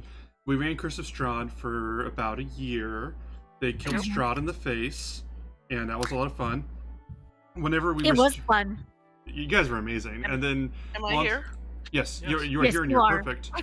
And then once we finished that, we wanted to know what campaign to do next. Reed asked about Odyssey of the Dragonlords. I was like, okay. And then I looked at it, I'm like, okay. After I read some more of it, I was really reluctant until I read it. I'm like, oh fuck yeah. And then Allie joined, and Allie's from another group of mine. She is offensively charismatic, and so Yes, whenever we were amazing. all talking, it's just like we were making our characters. We had finished everything. We did not set out to make a stream. Like, we felt like we were like, oh, okay, we're gonna do this. We had all of our characters set. We had all the storyline. We were ready to go. We're like, oh, I break. And like at the end of it, we were like, oh, by the way, is it just me or does everybody feel like they'd be comfortable on camera? And everyone's like, yeah. And then we had a stream like a week later. Like that was almost literally as much thought as we put into it. Now we're like on our 4th episode. I'm on a bloody couch right now. Like everybody else, you can at least see their face. It's just me and a couch. Yeah. So. Yeah, but we don't have a cool like countdown pillow or count yeah. up pillow. Count up pillow, yeah. And I have 2 of these things, so these things can go You for do a have while. to, so when we get to the double digits, we'll be good. Yeah. You need to. Triple we need digits would suck, though. To, we need it. Yeah. Yeah. I'm gonna make this going. That's you guys. That's why we need subscribers, is so that we can fund the count up pillow. If we don't have enough subscribers by episode 10, I just don't even know. I don't even know what'll happen. So we are completely set. Is everyone ready to go? Yep. 100%. Good to go. Side note, this is just me rambling. This isn't even like showmanship. This is literally just talking to you guys on camera. I'm realizing that if I'm going to be doing this stream for this instead of my game streams, then maybe we could swap out some of the emotes for like emotes of the characters, and they have like Crayrin looking grumpy or something like that, and like we could do that. I would love to discuss that later. Oh yeah. Grumpy Cray. That's just how it goes. It's got to be. That's like I don't even know the rest of the emotes, but I'm just like, that's obviously the first one that's got to happen. Euphemian raising Highly one eyebrow. suspicious. Yeah. Yeah. Eyebrow Yeah. Euphemian. 100%. Euphemian with one eyebrow, and then the other one's like a triangle. So what was I gonna say? So you guys, this brings us back. Let me double check something real fast. This brings us back to you guys at the gates of the southern gates of Estoria, and as was noted, this isn't necessarily like a deal breaker. It is just a note that the proper way to get through this way is to wait your turn and then explain to them what business you have in the city. What was I going to say? And so, since you, Annette, I love that message. Since you have follow up, someone sent me something. So yeah, you guys are there. Ismene is perfectly content to wait, but it is your story, not hers. Well, if we're gonna go up there, it shouldn't be me talking, clearly. So somebody else should be taking the lead here, because I was going to I don't want to. suggest that if any of the military leaders that I may have worked with at some point in the past, if they may still be here, I don't know if they'd recognize me, and just kind of like, hey, Bob, long time no see. Yeah, I'm trying to get in. These guys are with me. Mm-hmm. Try to see if that would work. Okay. It felt like you're trying to get into like an exclusive bar or something, you know? Hey! All right, so you want to wait? So are you like trying to cut in line then, or are you like, is that the plan, or are you just waiting and then you're waiting and then Is that's there a long lineup of people? It would be like an hour maybe, Oh god. Ugh. half an hour. Okay. But yeah, That's you guys, So maybe I'll go up to the gate myself and talk to the guard and just ask if so and so, whoever would have been in charge of the militia here, if they're still around. You know, I'm an old friend. Is he around? So yeah, you go up and one of the guards there, he looks at you, and goes, "Oh, Kiki, are you? Good to see you." And he's like, "I haven't seen you in a while, but since you just," and he gestures like this hacking motion with an axe, like that's like the whole story that he's telling. Is like, remember that one time that you hit a guy with an axe, and he's just like, because Do I ever? and he like motions the blood, and he's like, so what? How can I help you? Yeah, I'm just here with a bunch of friends, you know, doing some oracle business and some, you know, prophecy stuff, and Prophecy. just looking to talk to people and get some supplies. And I remember how wonderful Estoria was for this, so it's like, this is our first stop, man. And he says, what prophecy? Or do you what pro? Come on, what prophecy? always- Come on, there's always a prophecy. Every week there's a brand new prophecy for the same person, kind of thing. So we're just like trying to follow up on some stuff. All right. Well, just so I know, so I can tell them what's your prophecy. What is our prophecy? Do you want to will- ask the DM, or do you want to ask the other players? I will come out very officiously where I have written out on my big scroll Yes. the prophecy, and I will show it to him. Hear ye, hear ye. All right. And so yeah, you're gonna show him the prophecy. You show him this. He looks at it and he goes, and this is exactly what it was. Like, this is exactly what VRC said, right? And he and he looks at it and he goes, oh, that is a prophecy.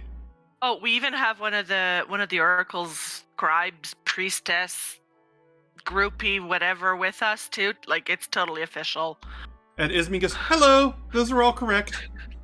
And he goes,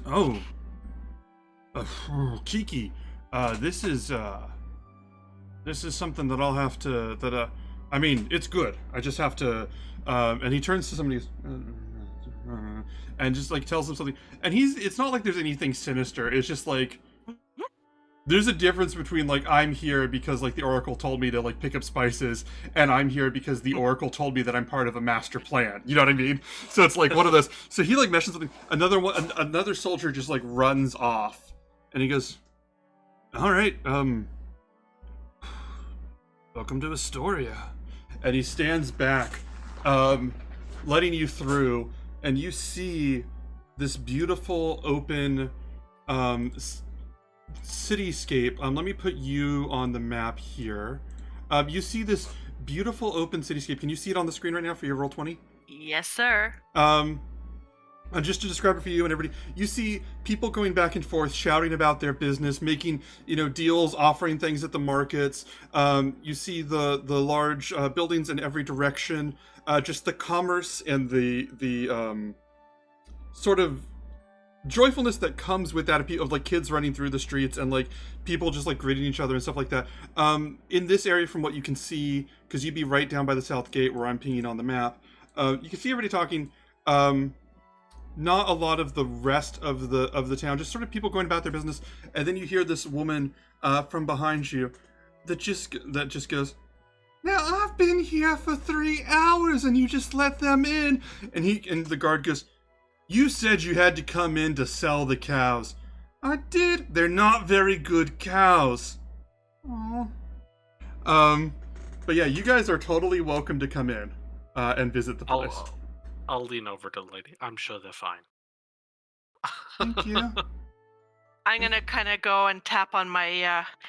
I got a big axe too. And are you saying that to the guard or to the lady? lady. To the lady.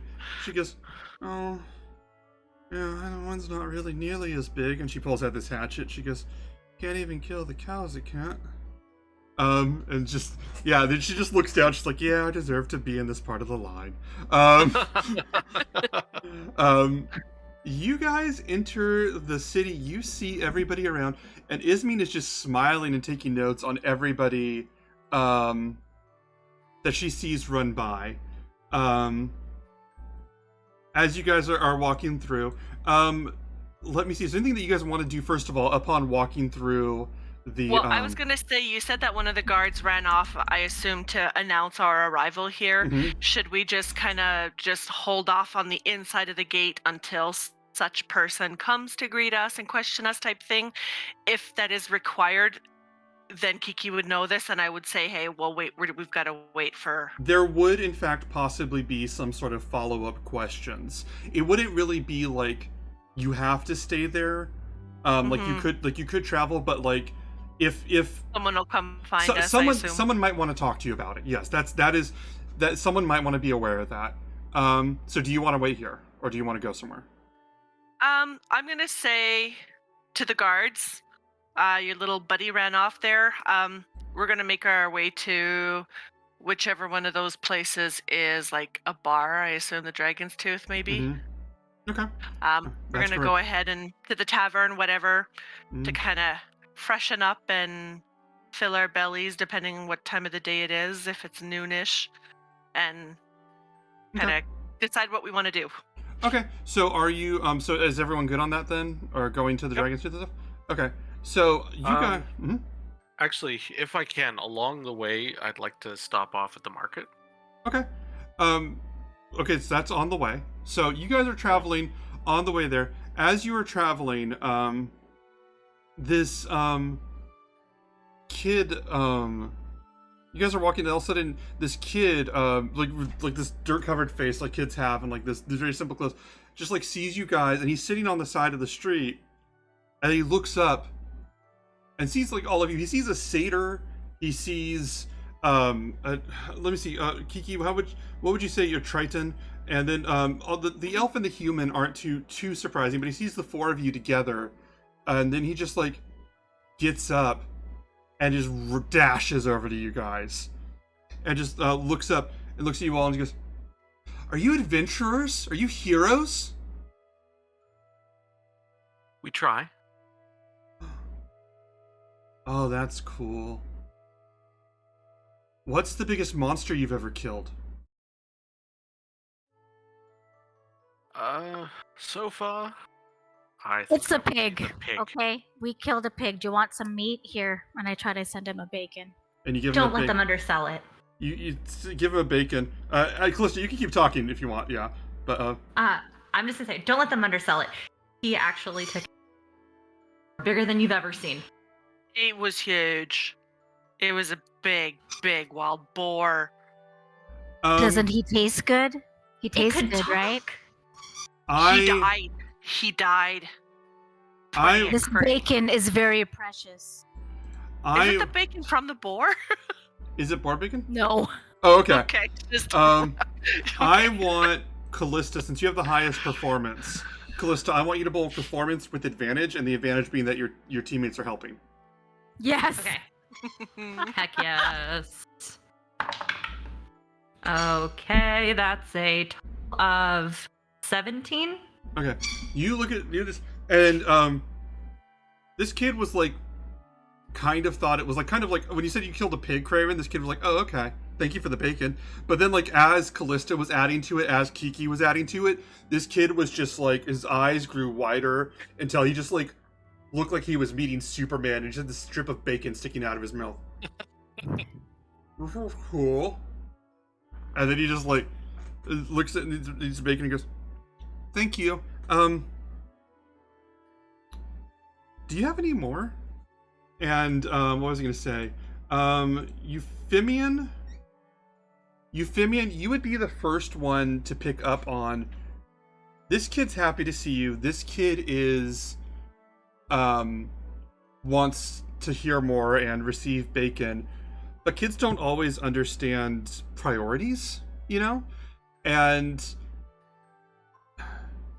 this kid has not explained to you that he is an urchin, that he is homeless, and that he is like, any bacon that you give him is probably the meal he gets today. And I would say that Krarin and Euphemian would piece that together right away with their passive perception scores. But he doesn't even want the bacon on that level. Like, this isn't even like an alms for the poor situation. This is a kid who just wants as much bacon from the Great Boar as possible. Well, I know that Cray, although he doesn't really show it, he'd like to give the kid like a silver or something and just go like, listen, go get something good to eat, okay? And he looks at the silver. Thank you so much. Don't say a friggin' word. No one knows.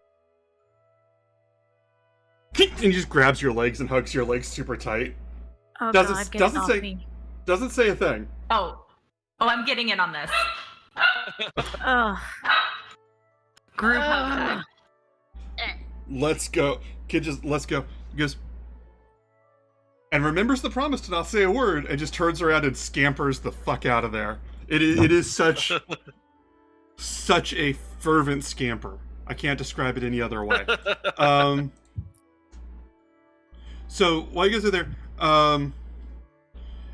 you hear this voice behind you. This woman goes, so the four of you are the heroes that came at the gates, correct? Did I hear that right? And those of you that turn see, I'd say about 5 soldiers, 5 guards in full armor, and there's this woman, this tall, powerful woman in front, just looking at all of you, and she goes, "So that would be the 4 of you." That's right. What impression am I getting from these people? Are they Roll obviously hostile? insight. Oh, I'm not that character anymore. Should have thought of that before You asking your aren't, yeah, question. that's right.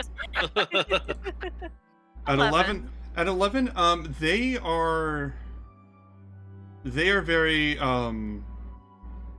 by the books, official, and they seem to be asking you like as a procedural process, not as like a intimidating or threatening, is what you get from them. Mhm. Like, they just want to make sure they're doing their job right, and their job is to ask you. Well, I'm gonna give a that's big bow. She watches you. what we've been told so far. All right, and she goes, Cray just stands there stoically, just like, whatever, you guys talk, because he doesn't want to. And this man leans next to the woman and goes, "I'm not sure you should be so curt with them." And she goes, "Pythor would like to see the 4 of you." And Ismene goes, 5 of us? And she looks, and just walks, and she just sort of turns and turns for a second, then turns back and goes, "Are you coming?" I'll follow her. Myself will as as well. well. Right. She leads you guys through the city, and as she leads you through the city, you would see the Agora, the big open marketplace, which is just, like I said, there's people along the opening, like, selling their stands, and there's people who have stands that, like, want to sell to people as they come through, right? But then, like, the Agora is, like, the big marketplace. It's where, like, the people have, like, the open shops permanently. It's where everyone's making their deals. It's where there's, like, a bunch of open areas to, like, eat, perform, and stuff like that. You see a stage in the middle of people just performing some sort of farcical comedy. And as you guys are walking by, Ismene's like, "No, can I? And the guard just keeps going. She goes, oh. And she just, like, follows along all of you. You go past this giant building, as you would see a blacksmith, where you hear, like, this loud clanging and slamming of metal off in the distance. You go by the Dragon's Tooth, this massive tavern, just this huge, like, 3-story building. Your raucous laughter, everything coming from there. She walks you past all of these things because none of these interest her as much as getting you to the palace. She leads you to let me see, to the palace, and let me make sure that I describe it right. Could we say that Crayoran was like totally Mhm. scoping the place out? You know what I Mhm. mean? Oh yeah. Oh, I Okay. just assume. Thank you. You get there, and as you get to this palace, it is simple. It is not elaborate, but what is there is gorgeous. Large windows letting in copious sunlight. You see beautiful tapestries along the walls, and stone statues of mighty heroes posed in victorious form. And you get in, and you start to walk in, and as you do, around you are more tapestries on the walls of great battles that have happened, and you see Pythor fighting alongside the Dragonlords, the people that rode dragons into battle. You see Pythor striking down worthy foes of different Cyclops and great other warriors, and you see Pythor getting praised as a hero. And then as you go along, you see more examples of war and of battle, but Euphemian, you would be the first one to notice two things. First of all, a lot of the tapestries are a little ripped along the sides and frayed. Not like they were damaged, but just like decay over time. Do you know what I mean? Like just the things, like basically they would need to be tended to and updated and stuff, and that's not happening. And then you notice that some of the tapestries towards the end are of armies. They're not of anyone in particular. Pythor is not in them. So what was it? You are going down the halls, and Ismene is just going, isn't it nice? Isn't it just wonderful? Look at that. Look at each of those tapestries is its own story. It's amazing. She's looking at all of you. Is there anything that you guys want to say? Craftsmanship Fingers. is certainly impressive. Mm-hmm. It seems like they've seen better days.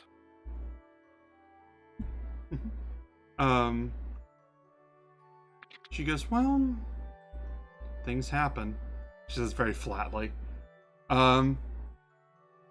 Fingers kind of through it. Mm-hmm. Yeah, it's a very fine fabric. Craven would immediately notice the value of these things, and they are, one of these sold properly would set you for life. And was it the guard woman's walking through, and she stands at the end of the hall, and she stops and just says, all right, well, he's that way, so if you want to go speak with him, we'll wait outside. And she's gesturing. It's not a separate room with like a door, but it's just like the wide open like hall area, like the great hall for like having people. And you see a throne off on the opposite side, grandiose, beautiful, and ornate, with swords and shields and axes and every weapon, spears, on the wall behind it. But you don't see the king. I just Asked by the wanna, woman. Oh, sorry. Go ahead, Kiki. I was just gonna ask, of the stories depicted on the tapestries, I assume they're all depicting whom we assume to be Pythor Mhm. Yeah. and his like conquests, victories, whatever, right? Yes. Okay, I'll just kind of, as I'm looking at them, I'll just walk by and kind of mutter, "Well, quite a busy fella." As we're going in, I'm also going to cast Disguise Self myself. What are you going to Make- disguise yourself as? I'm going to disguise myself as myself with my eyebrows fixed. What a wonderful use of that spell. That is an I don't even have a comment. That's just wonderful. So you guys I just wanted to pass by the lady and be like, you know us. We don't know you. What's your name? And she goes, and she just looks at you up and down and goes, why do you need to know my name? I want to know everybody's name. She looks at you. Give me 1 second. She looks at you, and she just goes, Clotho. I'll put in. Thank you. I'll put it in the Twitch chat for everybody. But she goes Clotho, and she just stands Does there. Cray know anything about that or no? No. Okay, so as she's looking me up and down, I'll be like, I'm just gonna kind of push Cray ahead and say oh, he's planning on opening a bar where everybody knows everybody's name. Mm. As we go through. oh no, did you just? Oh my God. I did. She looks at you and she goes, well, I didn't sing it. She goes, well, bar is always a good place to blow off steam, so cheers. Anyway, you guys are you guys are welcome to proceed or do whatever you like. I I'm will being proceed. pushed by. Yeah, I'll I was go being in pushed too. by Kiki, so I'm going in totally. Yeah. You guys walk in. Let me make a check. Craven, can you make a dexterity saving throw? Oh, good. Okay, hopefully I'm good at this kind of stuff. All right. Am I well, scratching you with my nails? does it come out good? Yeah. So Okay, you good. 17. you guys walk in, and as soon as you guys walk in, this huge spear flies and hits Cray, and Cray, you dodge right out of the way, and it sticks into the wall next to you. You look and you see that it's forming cracks in the wall, but there's cracks all over the walls everywhere. You see statues of the gods and titans all around, and you see this man, this man, big, muscular powerhouse of a man with large blonde hair, large blonde beard, and just wearing all of his armor, like, constantly. Could I have grabbed it? Try to grab it or no? Well, you can in a second, because you just turn around. If you want to grab it right now, yeah, you can. Oh. Do you want to grab it? I don't know how to do it, but I'll try. How do I do it? So I use my reaction, I guess? Yes, roll an athletics check. Athletics. Okay, hang on. Hey, new character. Who dis? Mhm. Okay. Sorry, you said athletics? Oh, I'm great at those. You oh gotta yeah, pull it. nope. You gotta pull it. 8. Oh. You are not weak. This is not a great roll, but Crayorin is not weak. So it says something where you can't pull the spear out of the wall. It is dug in there, and it is heavier than you expected, and in the wall more thoroughly than you expected. And you just see this man just turn around, and he looks at you and goes, "Ha ha! No, did I almost kill you? I'm sorry, that wasn't on purpose." And he just walks over and just, like, completely trundles over, effortlessly pulls the spear out of the wall, and just looks and goes, It was a training exercise. I meant to. And he turns and he throws the spear, and it slams into one of the walls on the opposite side of you guys, and just sticks into that wall, goes all the way in, and he goes, "Ha!" All right, and he just, like, walks over. This large powerhouse of a man, just standing there, like, walking around, and just, like, as he looks at you all once over, sort of not really taking any of you in, like, sort of acknowledging vaguely that you guys are in there. And you see in the corner of your eyes as you're walking, a couple of attendants, servants, just, like, leave out of the back door, like, excuse themselves from the room. And he just goes, "All right, well, that's spears today. I guess I should just work on swords, I guess." And he walks over to the chair, and there's this large barrel. And he takes one of the spears. All right, smashes it until the wine is flowing out of the barrel, and he just picks it up, pours some of it down until the wine's pouring down the side of his face, and he sets it back down.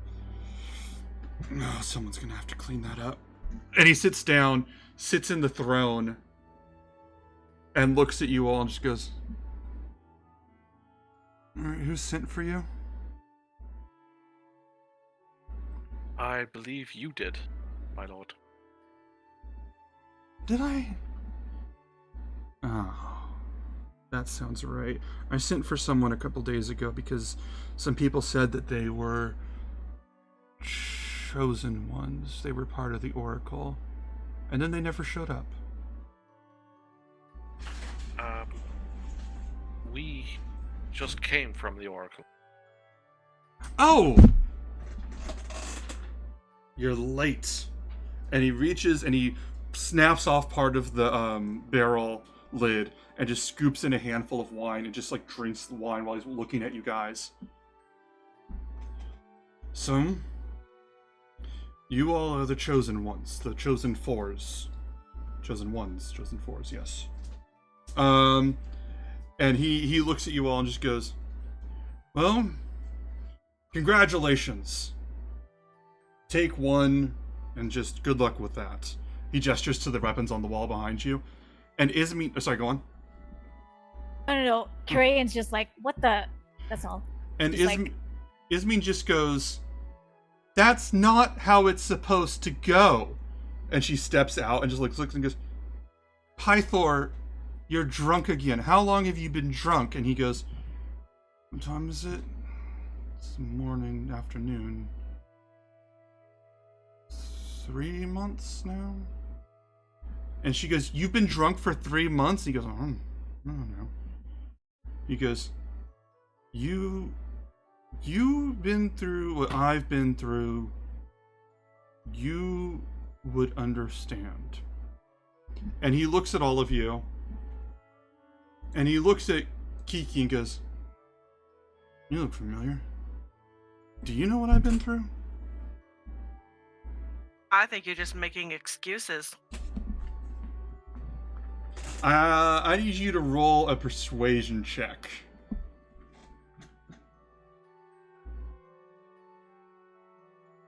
It's a 6.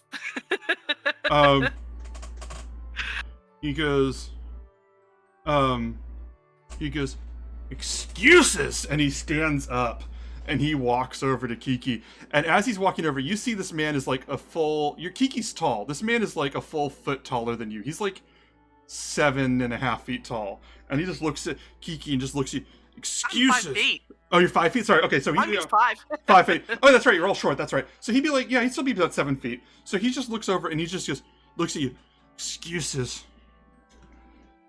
I can't do the one thing that I'm supposed to do." And you smell all of the foul wine. And maybe he was being metaphorical. Maybe he was being literal about the 3 months. It's really hard to say. But goddamn, does it feel like it was literal as you're standing there smelling that. And he just goes, "I can't do the one thing I was supposed to do because of people. Because of those people." And he gestures to Euphemian and Kraerin, and he goes, and then he goes to Callisto and like, her a little bit. And he looks around and he goes, "Don't get me wrong." He turns around. I like him. I like him a whole lot. Doesn't mean it wasn't at a cost." And he turns and looks at you. "No, but really, you look familiar."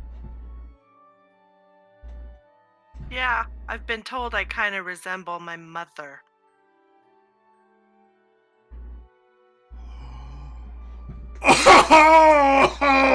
And he runs over, gives you this big hug, and just lifts you high in the air, just as high as he can.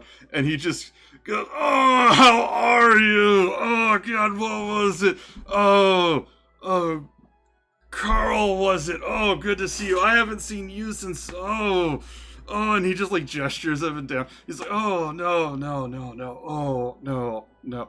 Kiki,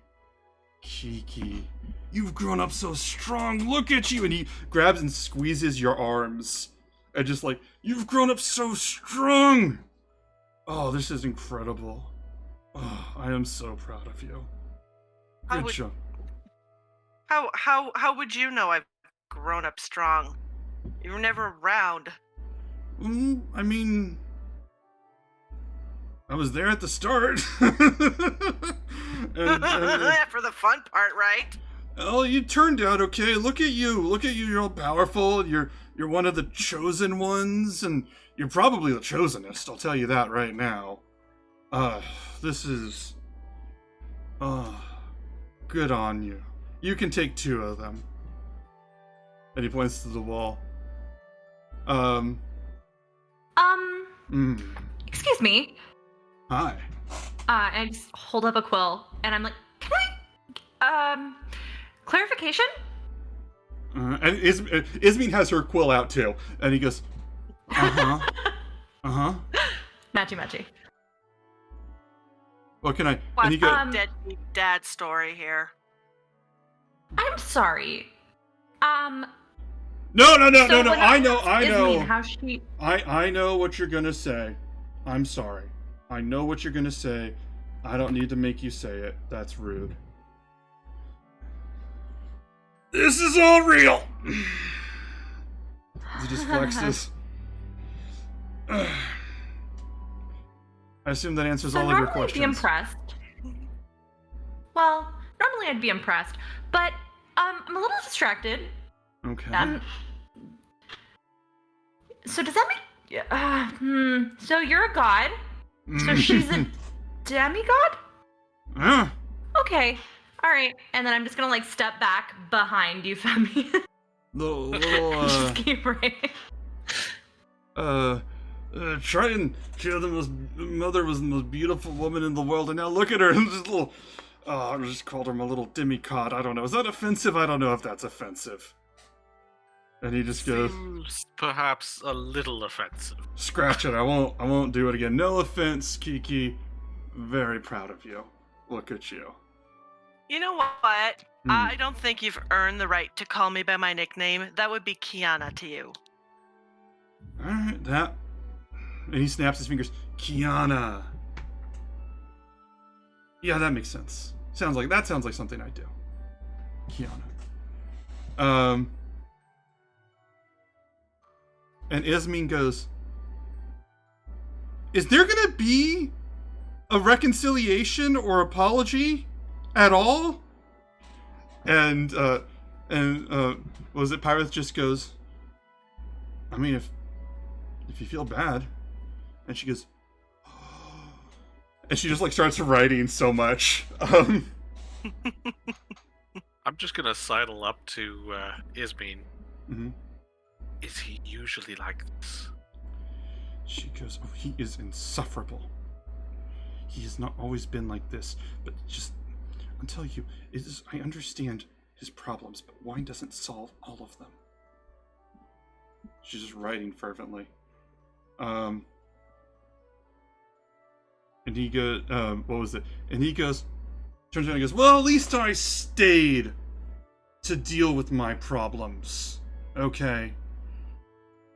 And she just looks down, her face turns red, and she starts writing even more. And he just turns around and goes, fought for these humans, fought for every one of these humans. And he very slowly staggers back to his throne, and he goes, fought so that they can be okay, fought so they can be safe. 500 years of peace. And he picks up a sword that's on the floor and just drives it into the wall deep and just goes, 500 years without a war. I want each of you to roll a religion check down the line.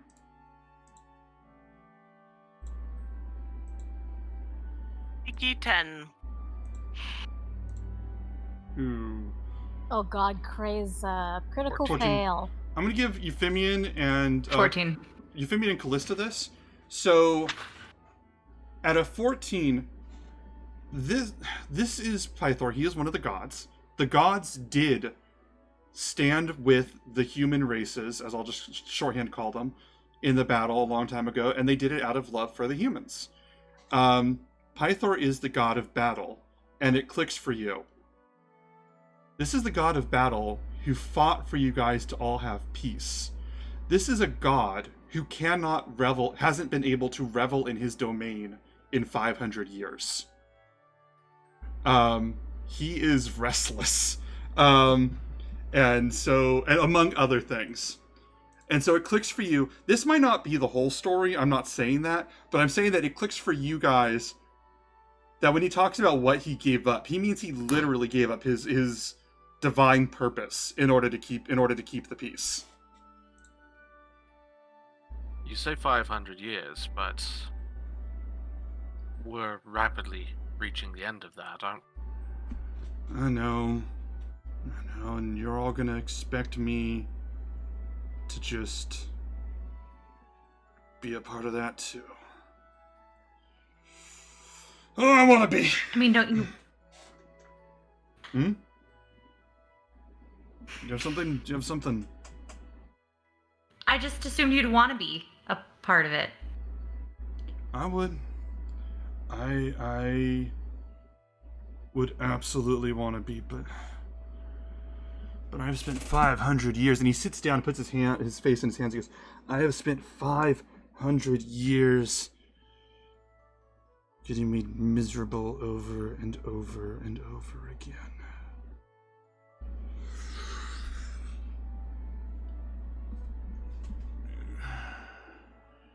Creanu, I am so sorry about your mother. It was my fault. It was all my fault. It wasn't my fault, but it was my fault. And Ismene just goes. Ismene, who's always the quintessential bard, who wants to watch the story but never be a part of it, kind of loses her temper and goes, the your fault part, and she walks in front of the four of you for the first time, like the whole campaign. She goes, your fault part was not doing anything about it. You're the god of battle. You can fight the dragon yourself. And he goes, I'm not allowed to get in those fights anymore. She goes, well, you could have sent somebody. You could have done something about it. And he goes, I've tried again and again. And every time I try to do anything about that bloody dragon, no one comes back. And then I think that things might be okay. I think that it's okay to take myself a lover again. And every time that I believe it. And he gestures towards Kiki like that answers the question. You caused my mother to disappear? No, and he carried off? He slams his hand on the arm of the throne so hard, it almost cracks. He goes, I did not! That dragon did! That dragon finds anybody that I fall in love with and hunts them down. I have spent the last 500 years without my purpose, trying to console myself and getting to connect with, getting to appreciate the people that I am defending. I'm not even allowed to love one of them. And he just sits back, puts his hands, or his forehead in his hands, and then she goes, I just need, and leans over and starts scooping drink into his hand again. Ismene just goes, I can't do this. And just steps back and just very like, you know when you put your head down and you got work to do? Ismene is very much just writing what's going on and trying to sort of stay out of this at this point. In Kray's head, he's going like, yep, no such thing as love. And this is your answer to it. You're just gonna sit there and drink. Things will fix themselves, right? They won't. They won't. But I don't think that things will be fixed at this point. I have one daughter left that still loves me, that still wants anything to do with me. And Sidon demanded her. And he looks at you with this focus and this intent that he hadn't said before. Like, he's trying to push through the complete, utter inebriation that he has to make, like, a very, like, his first sincere point, like, actually not just ranting, but saying something. He looks at you and goes, "My daughter, Enora. Most beautiful lady. I'm so proud of her. And I actually raised this one, and you can appreciate what that means," he says, pointing at Kiki. And he goes, "You can appreciate what that means. But Sidon gets to demand sacrifices. And now he's demanded that she be fed to the basilisks.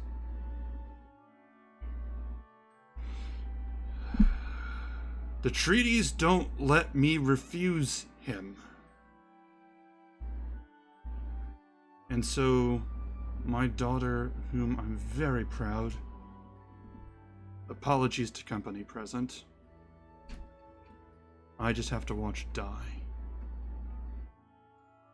And he just sort of leans back and just sighs for a bit as the wine dribbles down his beard, and he just says nothing. Ismene says nothing, leaving it to the four of you. As he revealed this, I guess some of Kiki's anger would sort of kind of calm down, and I can maybe start seeing him as the sad, broken man that he is for what he has endured for the past 500 years, the toll it's taken on him. And then, as maybe a little bit bitter or jealous as I might be that he has another child that he actually was there to raise, I do start maybe sort of feel a little sorry for him, more so than anger. It's replacing the anger. Okay. All right. Yeah, that's excellent. I will let anybody do anything right now because he's just sitting there for a moment while you guys are talking. So your daughter, she is to be sacrificed to basilisks. Order of Sidon. They sent soldiers here a few days ago.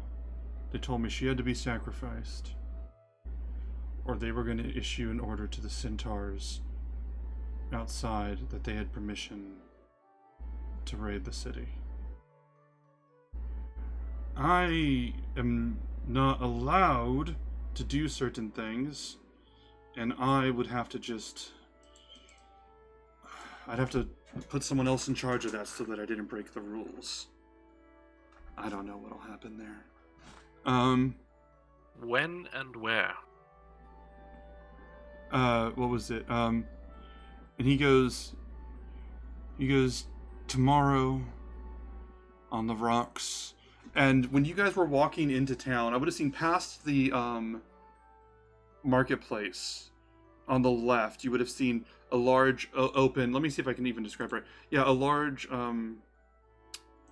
open, I'll ping it for you guys on the map, but you would see like large rocks on the, river that goes around the city, and it would make sense. That's what he's referring to. He just says, "On the rocks in the river," and they just want me to leave someone there.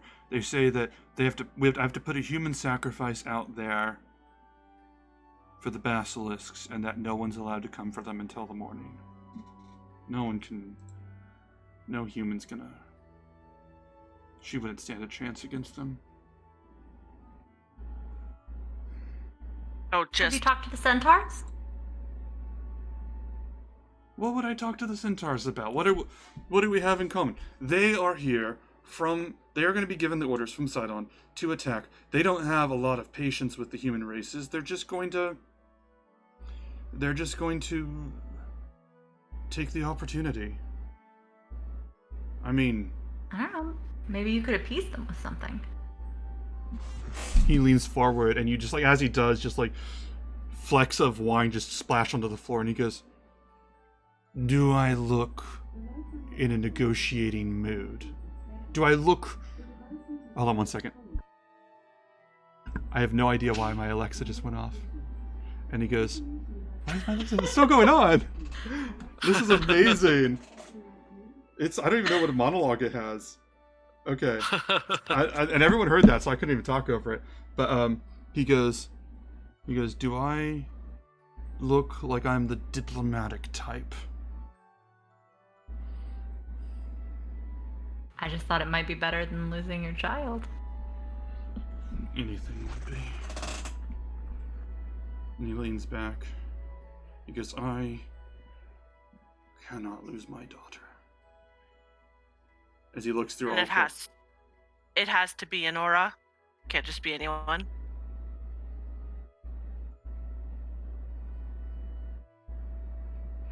And he gets like When this she says big- this, Cray actually kind of looks up. He hasn't really been. He looks like he hasn't been paying attention, but he totally has. Mhm. And then he kind of looks up when Kiki says this. And he goes, oh. Well, and he sort of stands up and goes, Crayon, I know if you're willing to sacrifice yourself to save your half-sister, that means a lot to your old man. And he steps forward, and Ismene just goes, oh my god! And then she just looks at you all. Sorry, this is your part. No, that's not what I'm saying. Maybe it's your drunkenness, but you said it had to be her, and then you said it was a person. So which is it? They said that I had to sacrifice my daughter. Not a lot of wiggle room on that. If you could, if they would make an exception, they could be, if they made an exception and somebody else went on the rocks, that's possible, but it'd have to be something that they approve of. It couldn't just be someone that I put in there. And he just goes, so I don't know. How would we contact this cult? And he goes, 3 doors down to the left, you can't miss them. And Ismene goes, you've been housing them? And he goes, Pythor goes,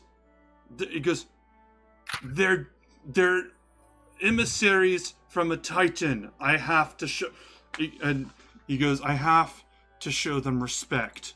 Hold on one second. I want to touch on something about the world here before I continue, because I do want to actually elaborate on that moment. Let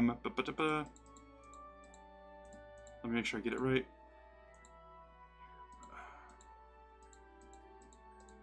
There is a rule with, I can't remember, okay, it's, there it is. Guest friendship, that's the phrase. Guest friendship is a concept in Thylia. You must be a proper host. If someone comes to your home and you accept them in for whatever reason, you are obligated to house them and provide them with food and drink. You don't need to be like the nicest person, but if you accept them in, you can't betray them over that. You cannot invite them in, but once they're in, you need to be a host. And they're expected to give a gift, but they can't be awful to you. They can't murder your servants or anything, and you can't like betray them. You have to actually be cordial to each other. Betraying the trust of this policy is as offensive as breaking an oath. So he is bound by the divine laws that once he brought them into this palace on good faith, he has to treat them like guests. Yet they are able to make demands of you to sacrifice your own kid. They're delivering a message. They're acting on behalf of Sidon. I mean, if you can get them to change their minds, if you can get them to talk to Sidon on their behalf, or you can appease them some other way, by all means, go ahead. But I don't know, I've tried and they don't listen to me. They don't think I have anything nice to say. Mostly because I don't.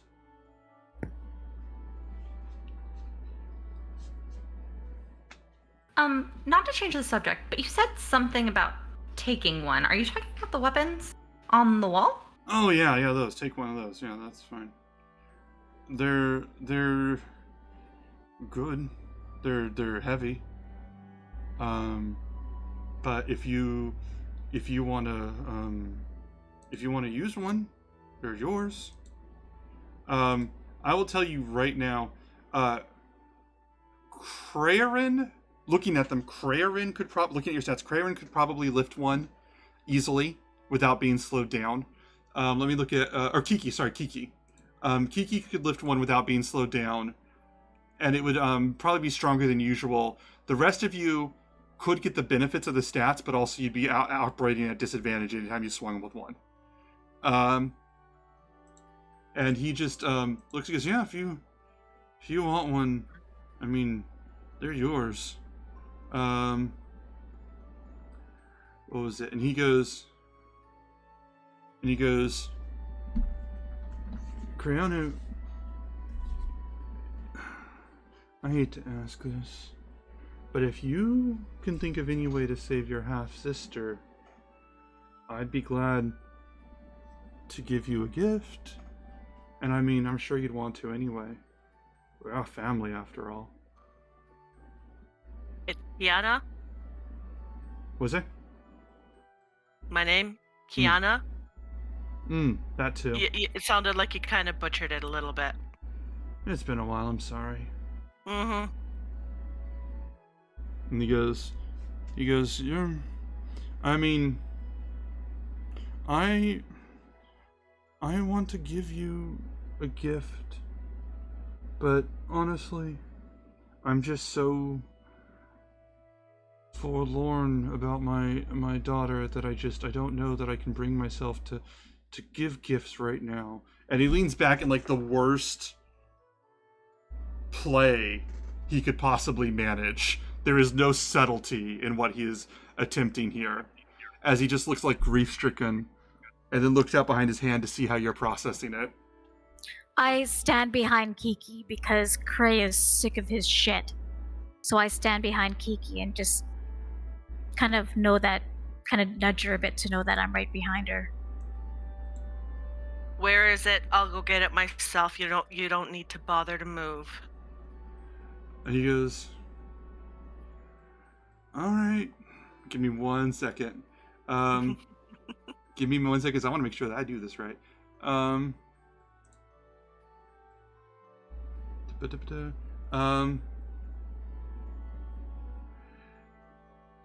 He goes, you're one of the chosen ones, right? You're gonna be a daughter of mine, and you're gonna be one of the chosen ones, whatever the five hells that means. It's just, you're gonna look the part. So, there's some books in the other room, down the hall on the right first door. And, yeah. That's yours. And he doesn't elaborate at all. He just sort of sits down and puts his, hand in his, head, or his head in his hand, and just sits there and just thinks for a minute, and he goes, oh, Nora. He smells the wine in his beard. What was I gonna say? So it's your action, what you want to do. I'd like to take a look at what the weapons are on the wall that he's offering as well. They're basic soldier weapons. They're spears, swords, axes. It's anything that a basic fighter would wield, but they're heavier and they're just heavier and built for like a different class of person. You know what I mean? And unless you have significant strength, it would be disadvantageous to use them. But that's all. He says you can take one if you want. Would there happen to be a battle axe there? Yeah, there'd be a battle axe. I'm gonna help myself to a battle axe. And he looks at it and goes, oh, battle axe. That makes sense because you got an axe. Now you have another axe. Now you have 2 axes. I mean, that's not going to be what you're happy with. Go on. And what would I be happy with? Go on. And he leans forward. Down the hall, first door on the right.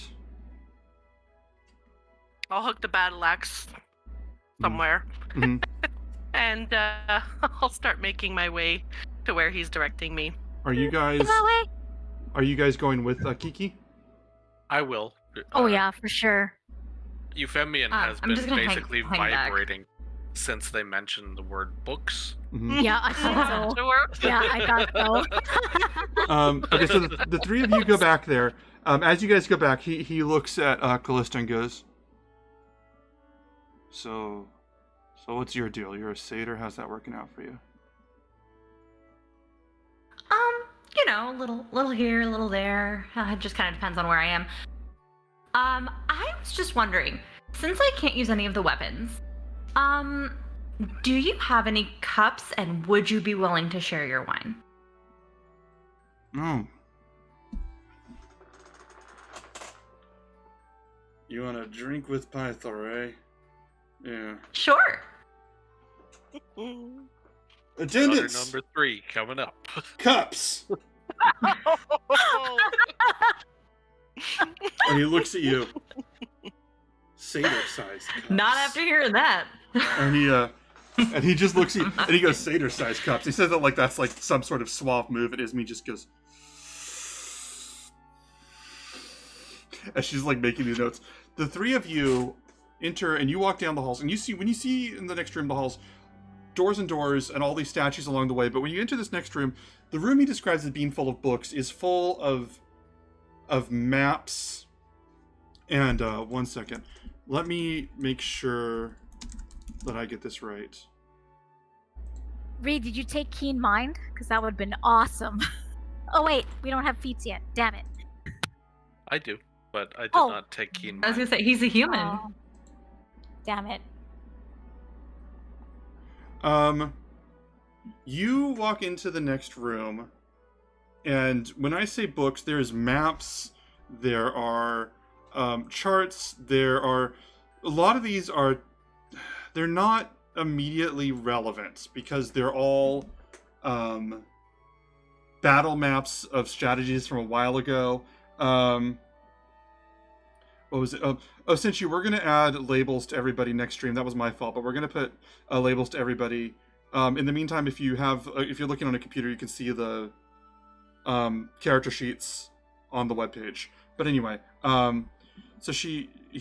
there's maps, there's books, and they're all battle strategies. They're like how to win this war, how to flank this enemy, and they're all outdated because they're all for past wars. They're all for past battles. And you can see that at a passive investigation 19, most of these haven't been updated in a while. This is less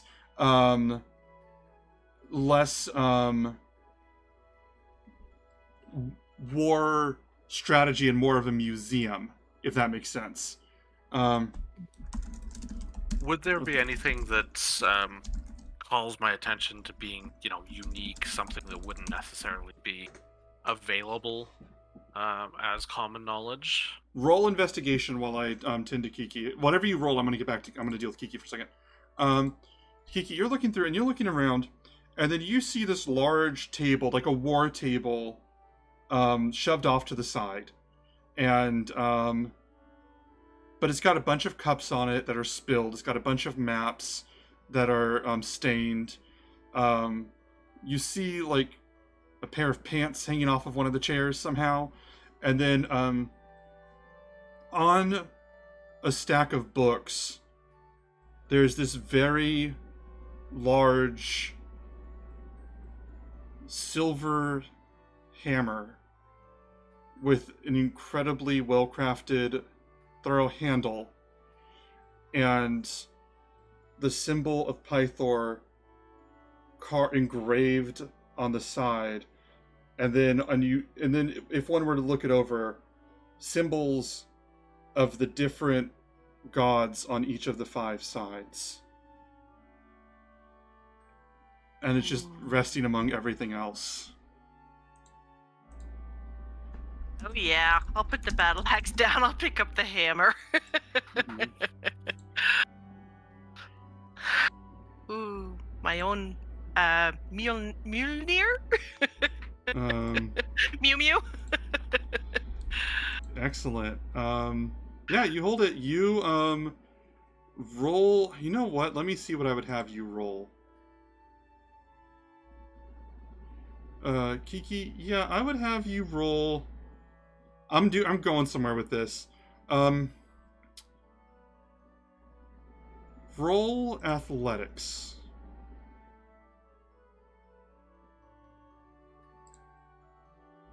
Oh no. 9. What Give the me- heck? I have a +5. Give me 1 second. Dice are trying to kill you. It falls on my foot. You can't even lift it. That's totally what would happen to Tammy. Um, Oh, jeez. I'm not worthy. let me see. Come on. So yeah, you take this hammer at a 9. At a 9, you take this hammer, and you swing it, and it feels very light. It feels very easy to use, to wield. It is a warhammer, and you swing it. It feels great, and then at a 9, you swing it, and it flies across the room, slams into one of the shelves, breaks the shelves, and the books just fall to the ground. A bus falls and cracks. There's a whole bunch of crash. There's a crashing boom bang sound, and then in the other room, what was it? Pythor goes, "Oh, okay, she found it." What was your name again? What was your name again? Hmm? Me? I'm Callista. He goes, "All right, Callista, do you wanna maybe meet up later, or how do you want to do this?" So tempting as that is, Mm-hmm. especially given your information about the dragon, maybe if you sobered up a little bit, we could talk sometime. So that's a no then. And Ismene just goes. And what was it? Kiki, you're in the room. What do you want to do? Everyone just saw that crash. Yeah, as soon Oh, as shit, this is everything awesome. crashes to the ground, Euphemian makes a very decidedly unmanly screech. Mhm. Sorry, just getting used to it. Carry on. I'll trundle over the debris and pick it out. I'm sorry. What Clean did it you? Can you tell me exactly what you said again? I just. No, I I'm said talking. I I'm had talking to Kiki. Kiki, what? Oh, Kiki, sorry. what is that? Oh, I'll just say sorry. Just Okay, you Get say used sorry, to it. sorry. Getting used to it. You hold your hands up like this. oh, I love this thing. Oh yeah.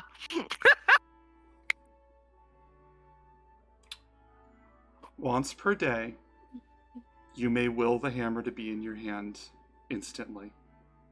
Oh. Yay. Okay, maybe he's not that bad of a guy. You getting all the good stuff, girl? Yeah, girl. Doesn't The help that nature's none of the man's- rest of us actually use weapons. Yeah, this is true. Well, you know, hey, listen, my hands are weapons, excuse me. That's what he said. Mhm. I'm gonna take a moment. I need to step away for just a moment. I'll be back in just a minute. You guys can keep talking. I'll keep the stream going.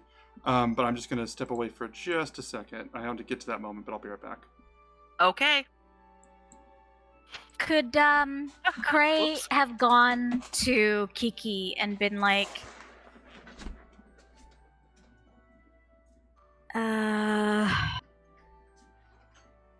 I don't know how to say this, but he's an asshole. Of course he is.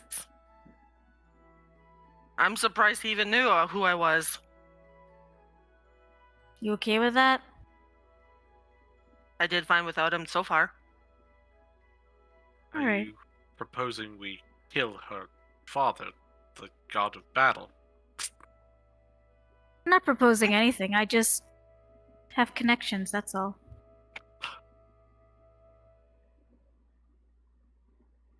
I like your optimism. There are more ways than one to take someone down. You don't have to go take them in battle. I'm just saying. But you okay, Kiki? You okay? Oh yeah. All right. Don't tell anyone.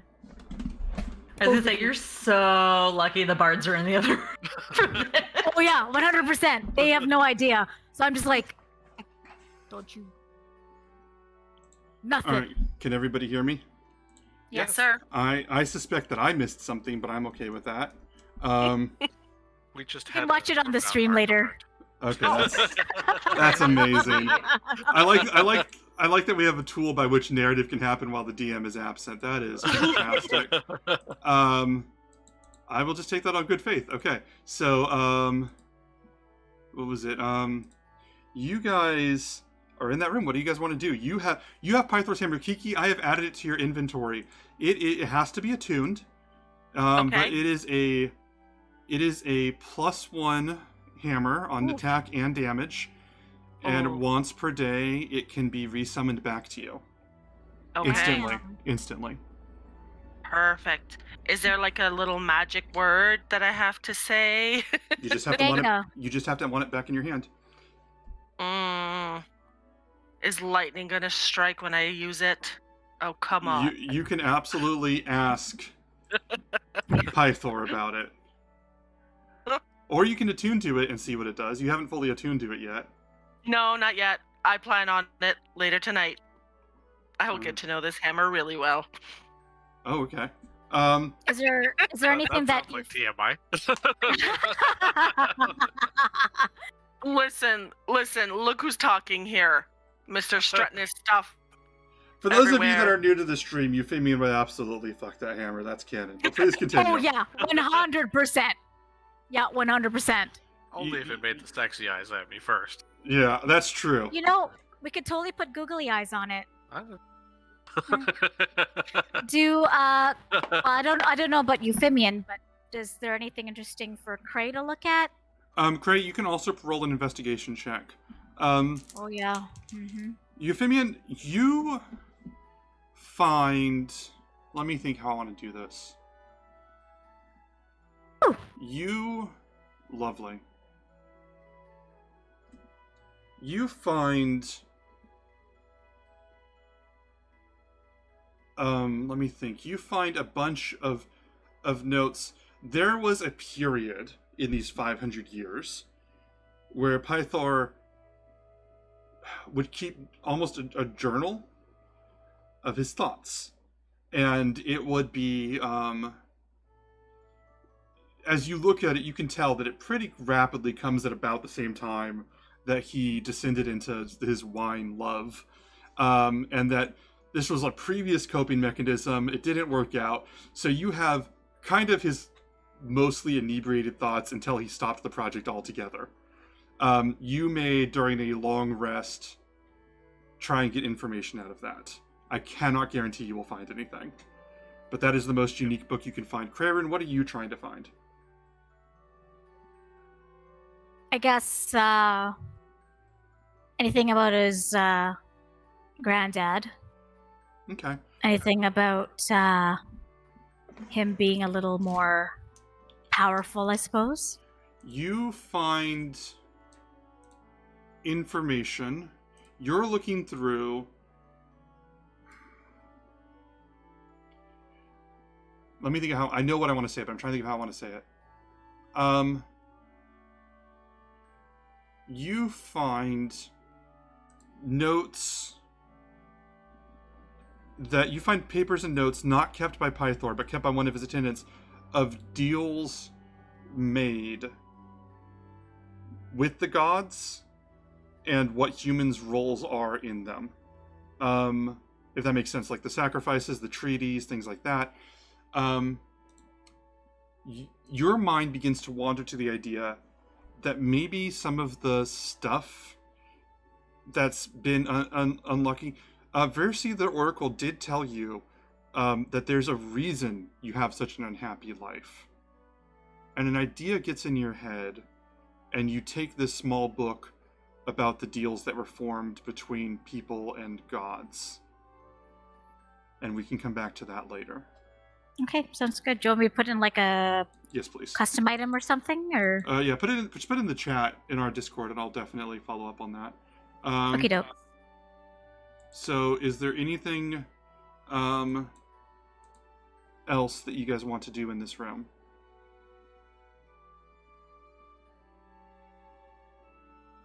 I'd like to drop a deuce. No, I'm kidding.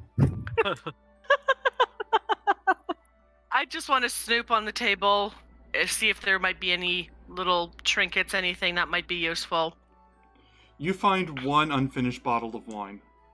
Oh, yes. Take it, girl. I will take it. All right, you take that one.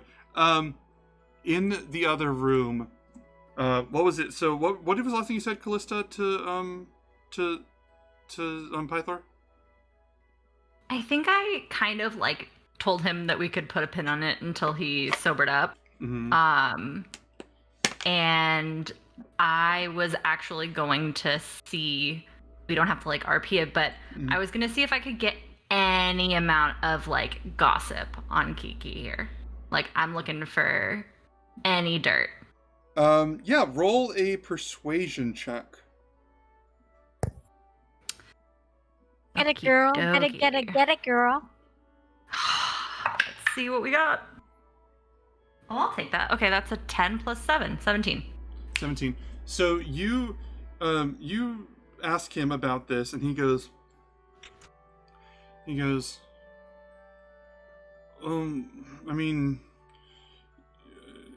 Kiana was, she was powerful. I only knew her for her first couple years, and, her mother was beautiful. Her mother was so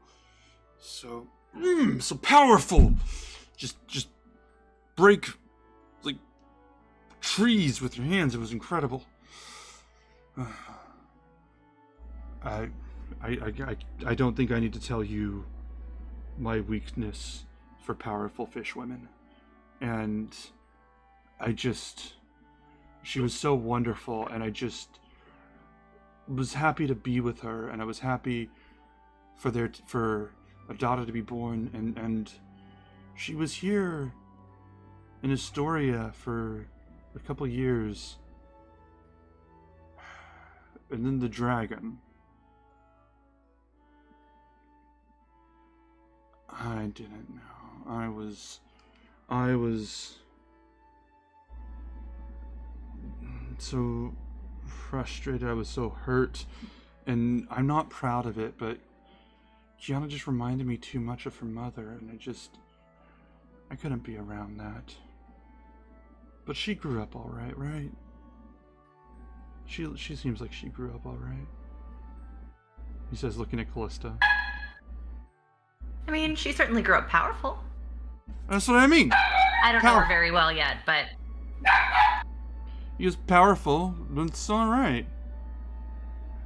That means she's all right. Look at her. She's chosen. She knows how to wield an axe. She's finding that thing I left in the other room. I mean, that's good. She's doing great. And I mean, her friends are also pretty fantastic. And he looks at you kind of meaningfully. Well, thank you very much. He goes, and he leans forward meaningfully. 3P vibe. I'm just gonna take the tiniest of steps back. And then I'm gonna kind of let's see. I really want to dig deeper on this dragon thing. Like, how many women have been taken by this dragon? And like, or men, I don't know, have been taken by this dragon, and like, is there anyone else I could talk to like learn more about this? He goes, I don't like to discuss this horribleness longer than I need to. I prefer to forget it. I thought when you asked for a drink with me, you were gonna want to get to know me a lot better. I thought I was gonna get to know you better, but now you just want to talk about dragons and sad things and. Well, I mean, until the dragon's taken care of, I wouldn't want to put myself at risk by moving forward with anything. So you want to move forward with something. And before you can say anything, Ismene just, you hear her screech from behind the room, "She's trying to help you!" And Pythor just looks up at her like, "What?" He goes, "She's trying to help you! She's asking," and she just walks over and the scroll and the quill just keep writing in the air. And she goes, "She's trying to help you. She's asking about the dragon. She's asking about your wives and your husbands, and she's trying to figure this out." And you guys walk in, the three of you walk in and see Ismene just ripping into Pythor. And Pythor goes, "I know that. I don't necessarily want to go on every adventure." And she goes, "Just one adventure! What, every adventure! You haven't gone on an adventure in hundreds of years! You've just been here drinking." He goes, "I've been here watching over people." And she goes, "Do something. Coordinate something. Send people. When a hero comes to your door, answer their questions. Give some damn exposition." And Pythor goes, "Well, you know what? Some of us are trying to grieve, okay, Ismene? Some of us can't just go off and write our little fictions and our little stories. Some of us," and he puts his hand on her shoulder, "have to fulfill our responsibilities and our godly duties and can't just abandon them because they think it's fun to go writing, sister." And she goes, "That was supposed to be a plot twist! That was supposed to be a reveal!" And he goes, "I don't care." And she goes, "Oh my god, have you all heard that? Oh my god." And she rocks over and just grabs her scroll and her quill, and she just goes, "Whole time, I have been this whole time building a thing, and then you, oh my god." Family members literally popping out of nowhere. Isn't this like literally like how Greek things work? Like there's a lot of like intertwining. Is there some kind of check or something I can make to see if I pass out? Make a Constitution saving throw. Let's do that.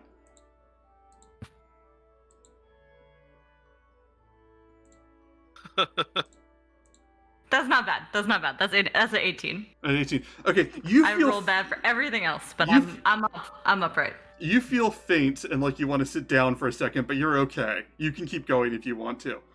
And she just looks at Callista and goes, "There's no way that, like, if I tell you later, you can pretend to be..." "No, there isn't. No, there isn't. Fine." Yes, I can do that. Anything for you. Anything No, you it's want. fine. It's fine. I have to write this all too. And then my stupid brother shouted out a stupid reveal that was supposed to come at the heat of battle. And she's writing this all down really angrily. It is anybody's action as they aren't speaking to each other right now. Yay. Nope. There was nothing to do, but that's not happening in here.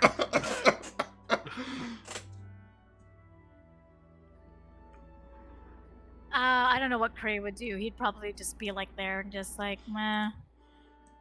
Family matters. And Pythor just goes, "Oh, you found it. The forging hammer." And he looks at it. Yeah, I might have broken a shelf or something over there with it. Right? It got away from me, It does but that. it was pretty cool. Yeah, it was. And he just, what was it? He just goes, "Yeah, it was." And he just, looks over and just goes, "Yeah, that's not gonna be the best weapon that you can have. It's not really a weapon. It's for forging weapons. Vulcan is he's a good blacksmith, but if you're gonna strike the steel that can make the weapons that can hurt the gods or the titans, then you need the right hammer for the job. That," and he circles from, "that is a means to an end. But also you can end some people using it as means, so." I think that counts as wordplay. Ismene goes, "It does not!"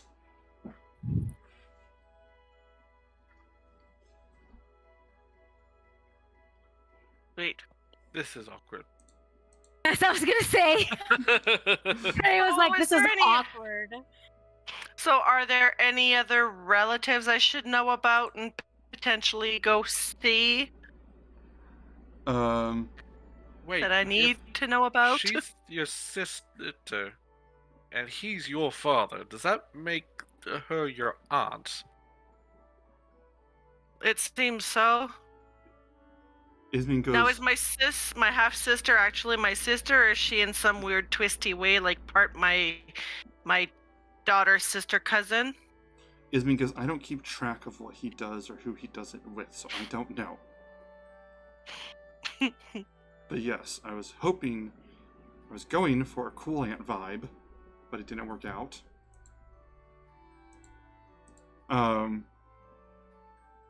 Just the most lack of decorum that Ismene's ever had. And what was it? Pythor just goes, "Oh, I mean, Vulcan, that was him." Ismene goes, "I already told them that."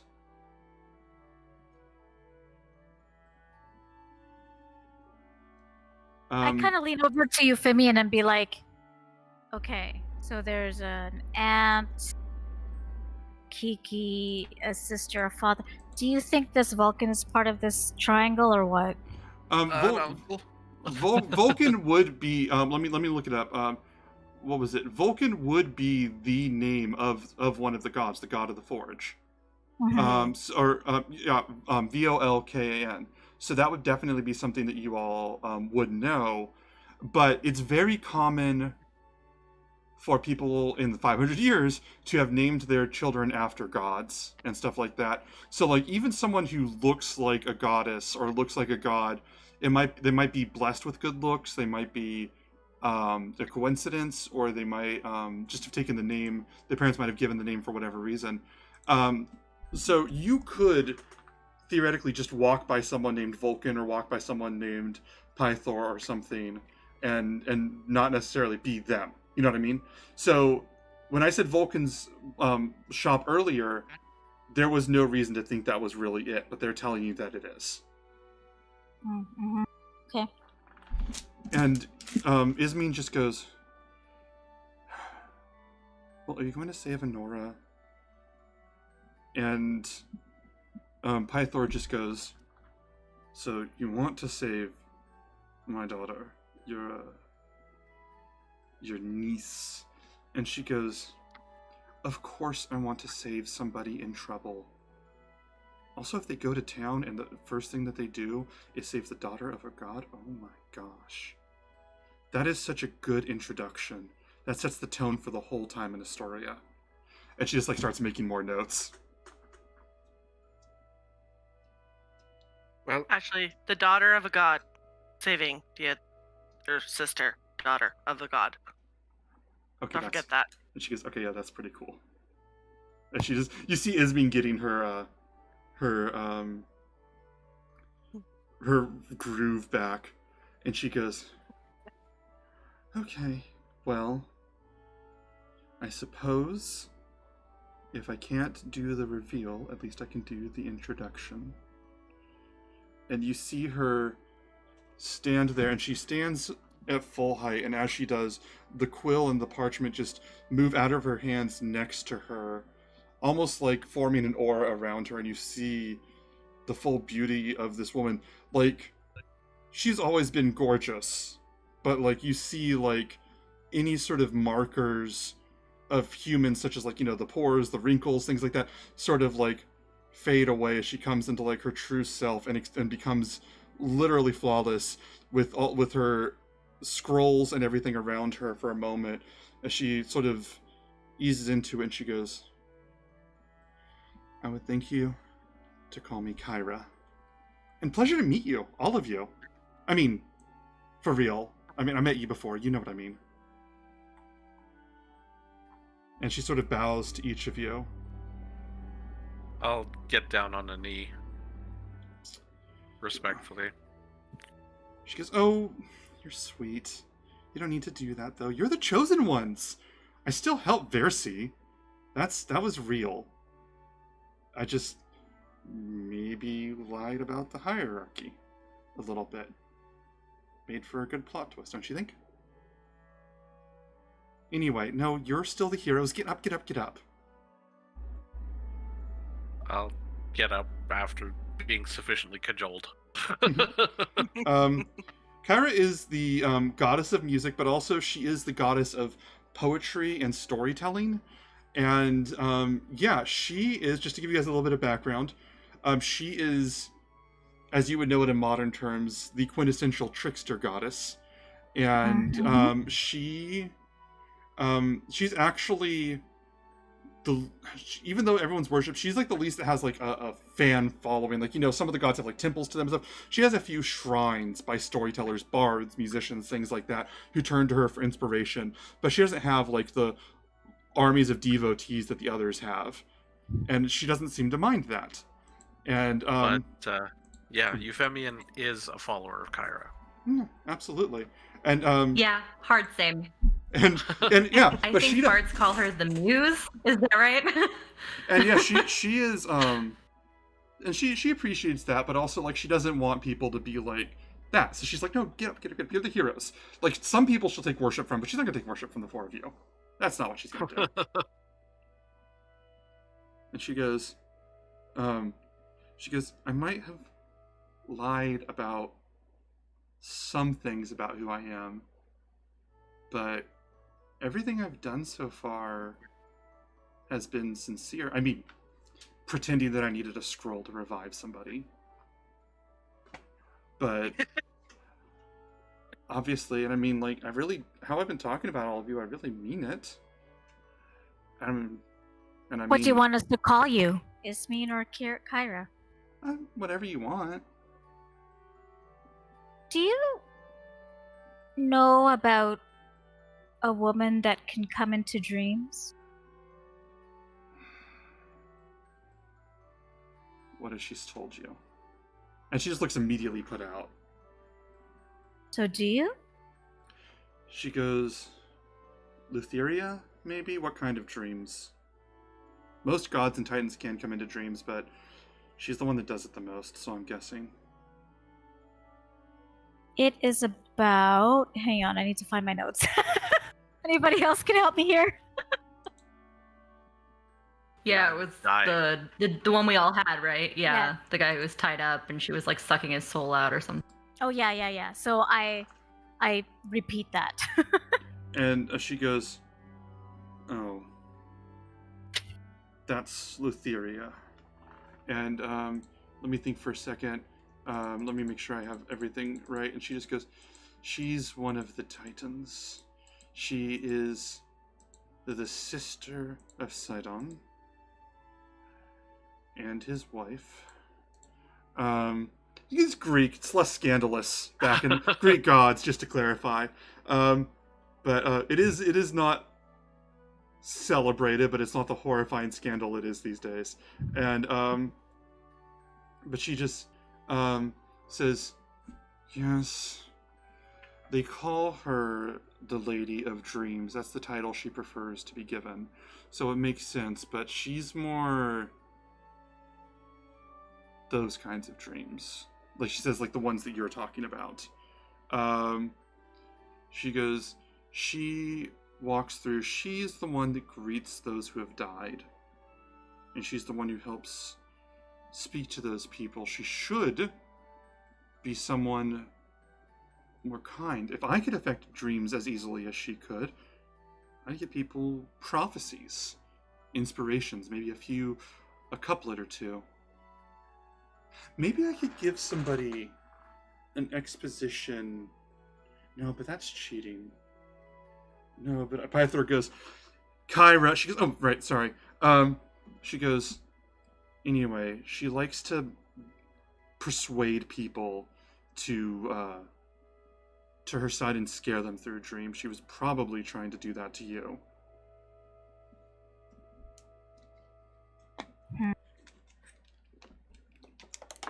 Good thing take the stamina stuff and that chase us off. Yeah. You are brave. You let your friend push you into the fire, and that didn't even bother you.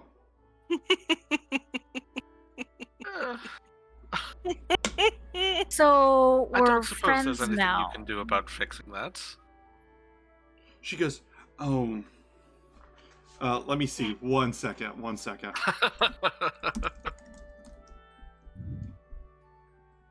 So Cray looks We're around. gonna call in our god favors on this.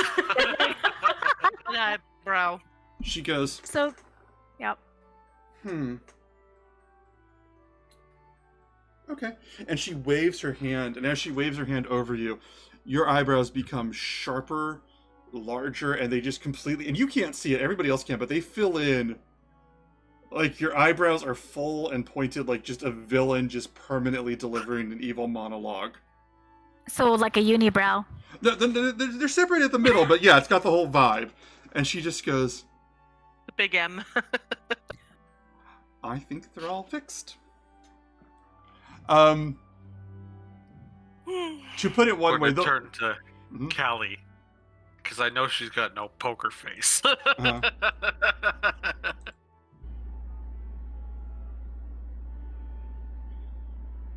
Can I make a deception check? Yes. They look great. That's an 18. Euphemian, Looking everywhere else. Euphemian, your passive insight. I'll let you roll an insight check, Euphemian. You got to roll a 19 or 20. Insight. Allie has no With poker a face. +0. That's Oh, no. She tells you. Beat a man at cards. She tells you that they look great, and she sells it. They absolutely look fantastic. I want to call this episode Eyebrow Racing Twists. I don't know. But, I don't know. But anyway, that's my nomination. So, Thank you. Ismin goes, yeah, I think he looks better that way. And Kyra says that, and she's whispering to Callista, and goes, I think he looks better that way. And she goes, by the way, and she just whispers this, I really did mean all of my interactions. And she just sort of leans back and just steps.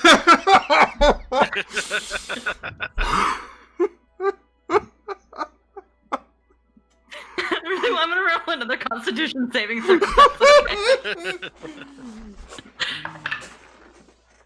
Oh my god, okay, that's a 9. You piece together what she is saying, which for everyone to be on the same page, including the audience, Kira and Callista kissed in the second session. Kira is saying that is sincere. You kissed a goddess and she was down with it. And Callista just sort of collapses and falls to the floor. Not unconscious, but just like completely not able to stand up at this point. Kira goes, oh, I'm sorry. And Pythor goes, runs in the family. Ismi goes, or Kira goes, don't right now. Don't. And Pythor goes, okay, so what are you... I'm fine. So what are you going to do then? What are you going to do about all this? Is he asking us? Yep. Because his drunken mind is disoriented in that way where, like, he can't really process anything but the conversation topic he's on about. So everything that's happened has been, like, a slight seg from the plan to save his daughter, in his mind. It doesn't have to be for you guys, but that's how he sees it. Well, I was thinking about speaking to the cult, see what arrangements we could make. And he goes, yeah, you can do that if you want to.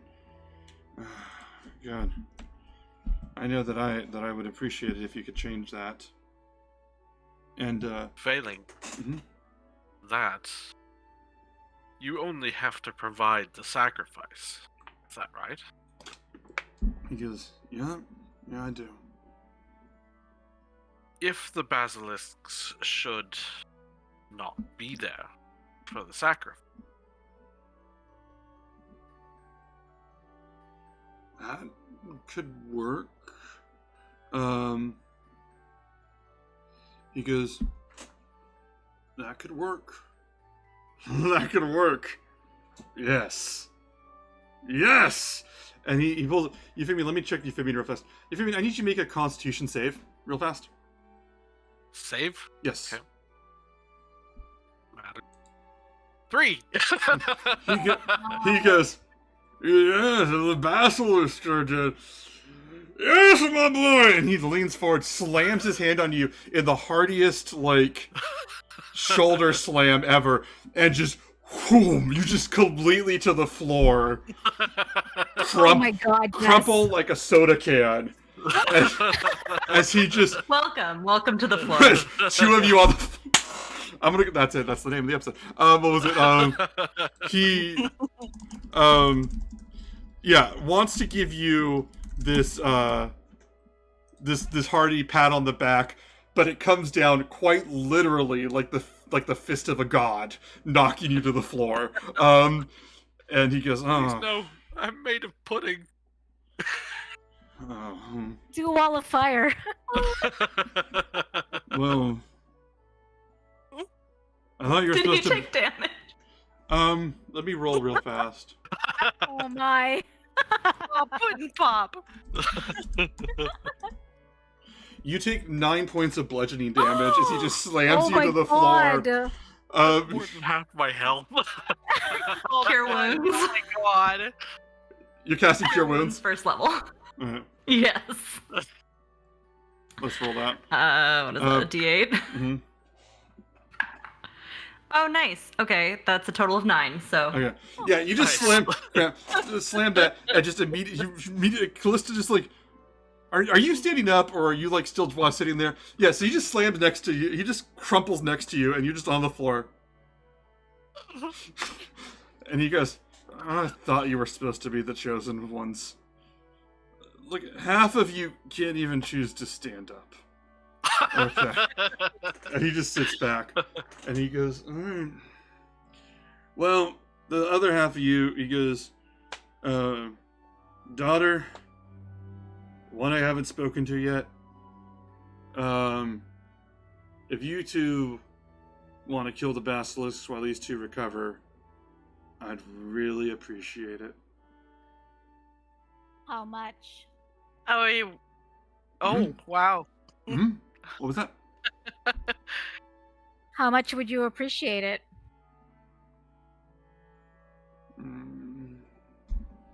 He goes, oh, let me think for a second. Let me think fully about how I want to answer that question.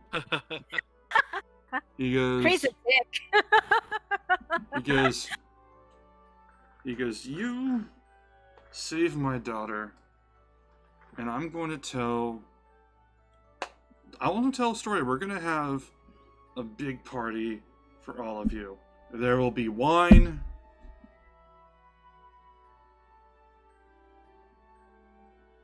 Will you love Kyra goes, are you going to finish that list? He goes, what? She goes, are you going to finish that list?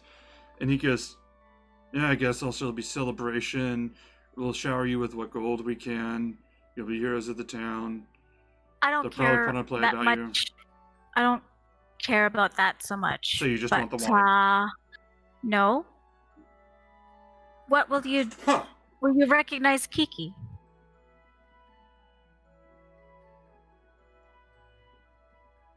And he goes, you mean like make her like a princess of this place? Just to admit that she's yours. You save My precious Honora. And I will lift this woman up and carry her through town. And he leans forward with a massive hand. He's not like a tower, of course, but he's like as large as people get. And he has his hand to Kryrin, like reaching his hand, like, have we got a deal? As long as I don't die again. What was that now? As long as I don't die again. And he turns and looks at Kyra, and Kyra goes, "That was Sidon!" And he goes, "All right." And he just shrugs and keeps his hand out for Kryrin to hold. You shake his hand, big powerful hand.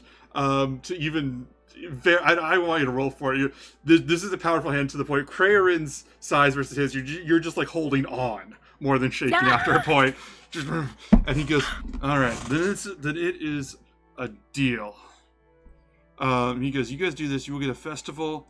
You will be my daughter, and the whole town will know that. I'm already proud of you. I'll make sure everybody else is too." Craig just shakes his head. Good. Ismene whispers to Kiki, "That wasn't even the Oath of Fellowship yet." Or yeah, Kyra says to Kiki, "Yeah, that wasn't even the Oath of Fellowship yet." And in Craig's mind, he's like, I just want the best deal I can get. Like, honestly. Let me see. Yeah. So that is the plan. Is there anything else that you guys would like to do at this juncture? Can we get like more healing potions? Just like that, like can we like before supply we leave. I'm sure he's got a stock room. Yeah, before we leave the throne room, though, Oops. I want to extend my hand up to Kiki specifically to ask her to help me up.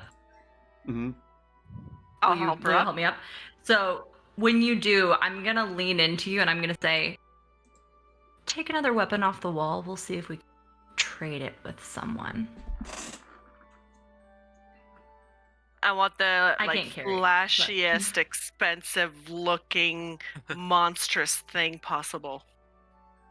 Excellent. I would say that would be like a giant halberd. It would. I don't know if you're proficient in that type of thing, but it would still be just purely in the terms of value. That would be the biggest one.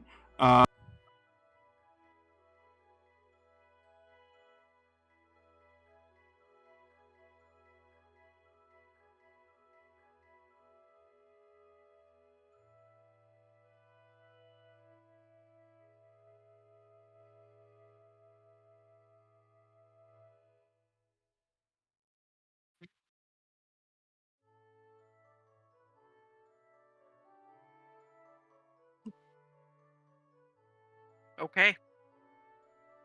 Absolutely, with the express purpose of selling it and getting cash. Can I On the ask way this out, from- I will oh, also sorry. grab that other battle axe that I grabbed.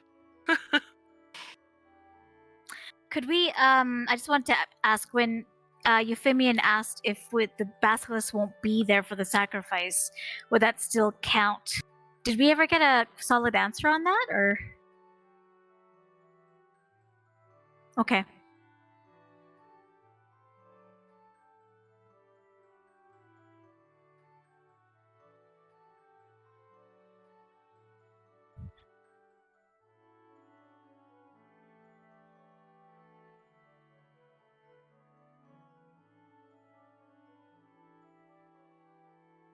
That. 1 second. 1 second. If any of you would know that. 1 second.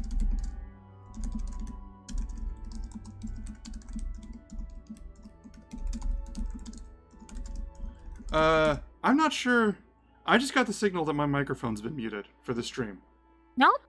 It's fine. No. I For, could for hear the it. for the stream, because I use multiple Oh. microphones. Here, I'm gonna deafen myself. No, I can hear you. No, not now, I but can hear you. but before, like literally before. I need Yeah, to check I'm hearing on it. you. I can hear you through the stream. But like Mhm. 10 minutes ago. Oh, I don't know about 10 minutes ago. Oh, for just a minute. Okay, for just a minute. Okay, because I thought it was muted the whole time and I was freaking out. Okay. Anyway. So I'm sorry, I missed what you said because I got a notification that I was muted and I didn't know how long that was. I apologize. Crayrin, what did you say? I was just asking whether or not, if the basilisks, like, did we get a straight answer about Euphemian's question about if basilisks won't be there for the sacrifice? Would that still like count?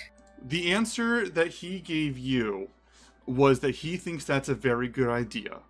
In his drunken state, he did not give you a precise answer. That's the Okay. information you have now. But if you wanted to ask him a bit more later or do some more research, that's fine. I kind of nudge Kiki. I'm Did like, we- well, you know what? Do you think you can get some more out of your dad here? Like a potion or two or something? I mean, what do you think? You're muted, hon. That's the thing. That's just what's happening. So you were a little vague on your answer earlier. Does it have to be your daughter as the sacrifice, or you have to provide a body for the sacrifice? He said, they told me I have to provide my daughter for the sacrifice. And Okay. So, but I mean, if you want to try and change their mind, that's okay. I mean, maybe you could talk to them. I don't know. They seem like reasonable death cultists to me. How about Okay. if the daughter survives? Well, I would assume that if he's presenting her for the sacrifice, but the creature that's supposed to chomp her up doesn't appear, his end of the bargain is fulfilled. That's what I would assume as I an mean- honorable person. I mean, sounds pretty good to me. Honestly, my part of the deal was to put her on the rocks, so that put her on the rocks where the basilisks were coming, and I had to leave her there overnight. Didn't say nothing literally about feeding her, just what's gonna happen. So And he puts her on the rock, we Her- take her off the rock, or we kill the basilisk. Kyra goes, "Ooh, that's wordplay."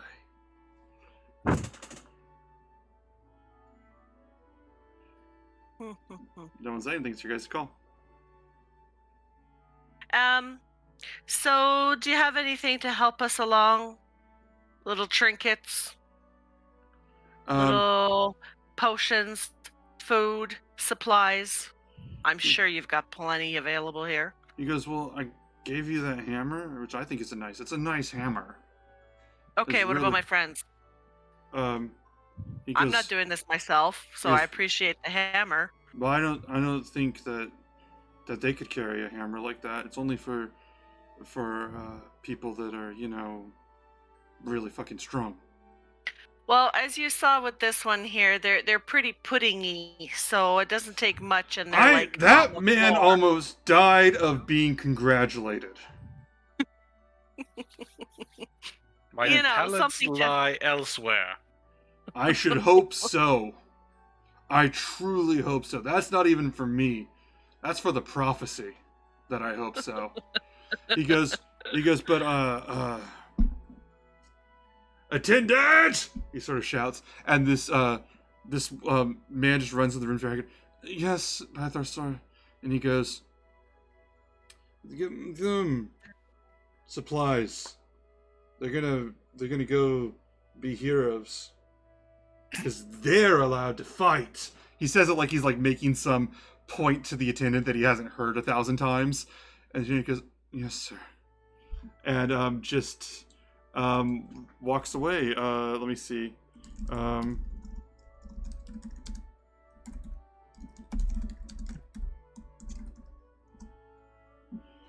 And he comes back, he goes, Pythor goes, oh, watch this. Watch this part. This is going to be good. And the attendant comes back with this cart, and on it you see 5 flasks with like this red mist swirling out of each one of them. And he goes, them's potions will heal you. You drink those, you're less dead. Unless you're already dead, then you're the same dead as you were before. And Kyra just goes, You're just giving them boons. He goes, they're gonna earn them. She goes, they have to earn them later. They're rewards. You can't just offer... If I could just offer somebody gifts, they wouldn't have had any problem with the board. You have to follow the rules on this thing. And he goes, what rules? She goes, the hero's journey! And he goes, just take the potions. Open one up. I'm sure we take it. Those are 5 potions of healing. Yes, the standard kind for your group to split however you want. Mm-hmm. So I'll take the last remaining one, and I'll look at Kyra. Do you need this? I mean, mortal, but it's nice. And she takes one. She puts it in her bag. Of course, she wasn't gonna say no. and Pythor goes, don't lie to them. And she shoots him the biggest, like, sharpest look. And he goes, all right.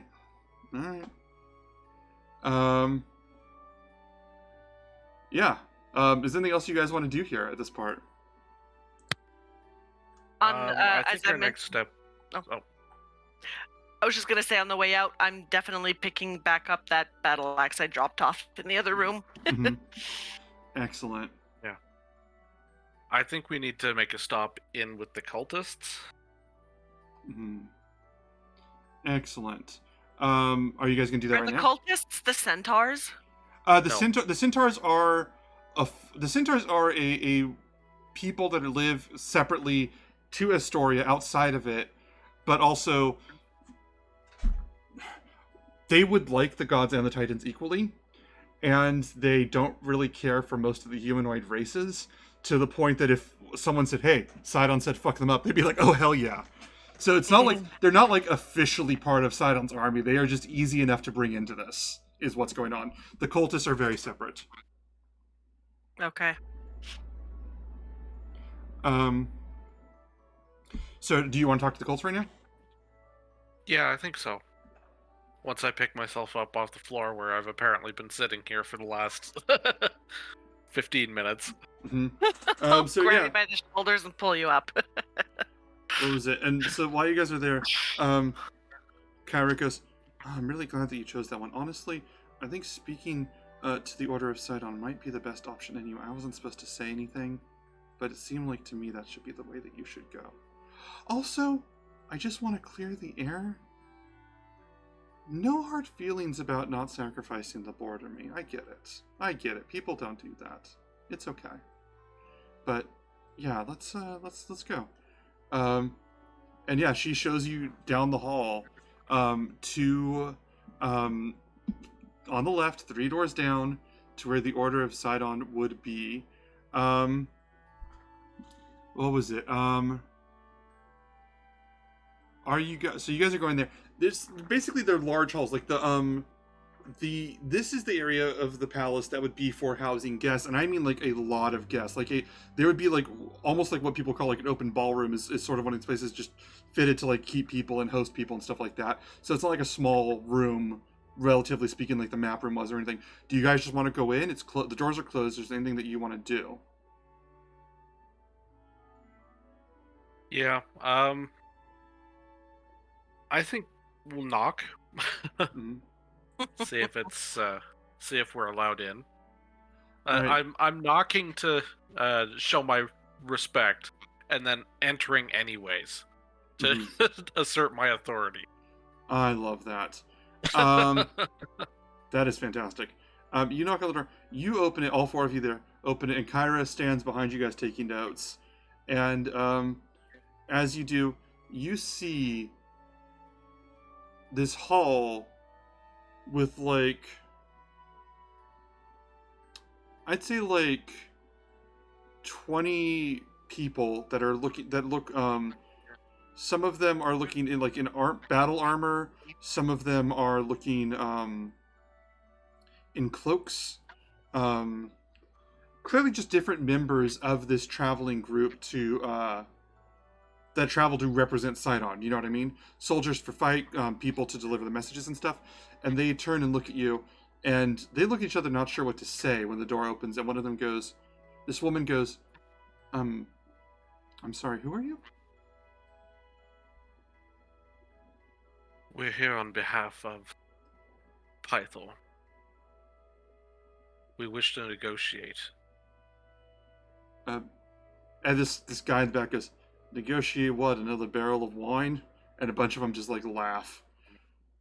And this woman's voice, you hear this woman go, no, I don't think so.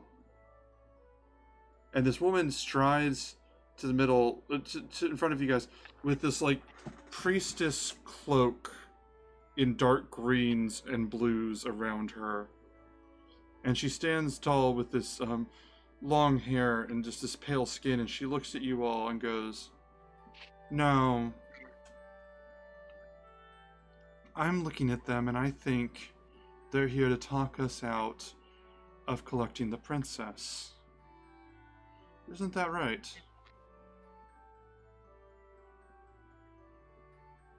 That was what I had in mind, yes? And Ben, he you're muted. I don't know what you're saying. I'm muted? Okay. What? Ben. I was like, Craig crosses his arms and like tries to puff out his like biceps, the little tiny biceps that he has, to be like, "Yo, stop it." I love that. Give me just a second.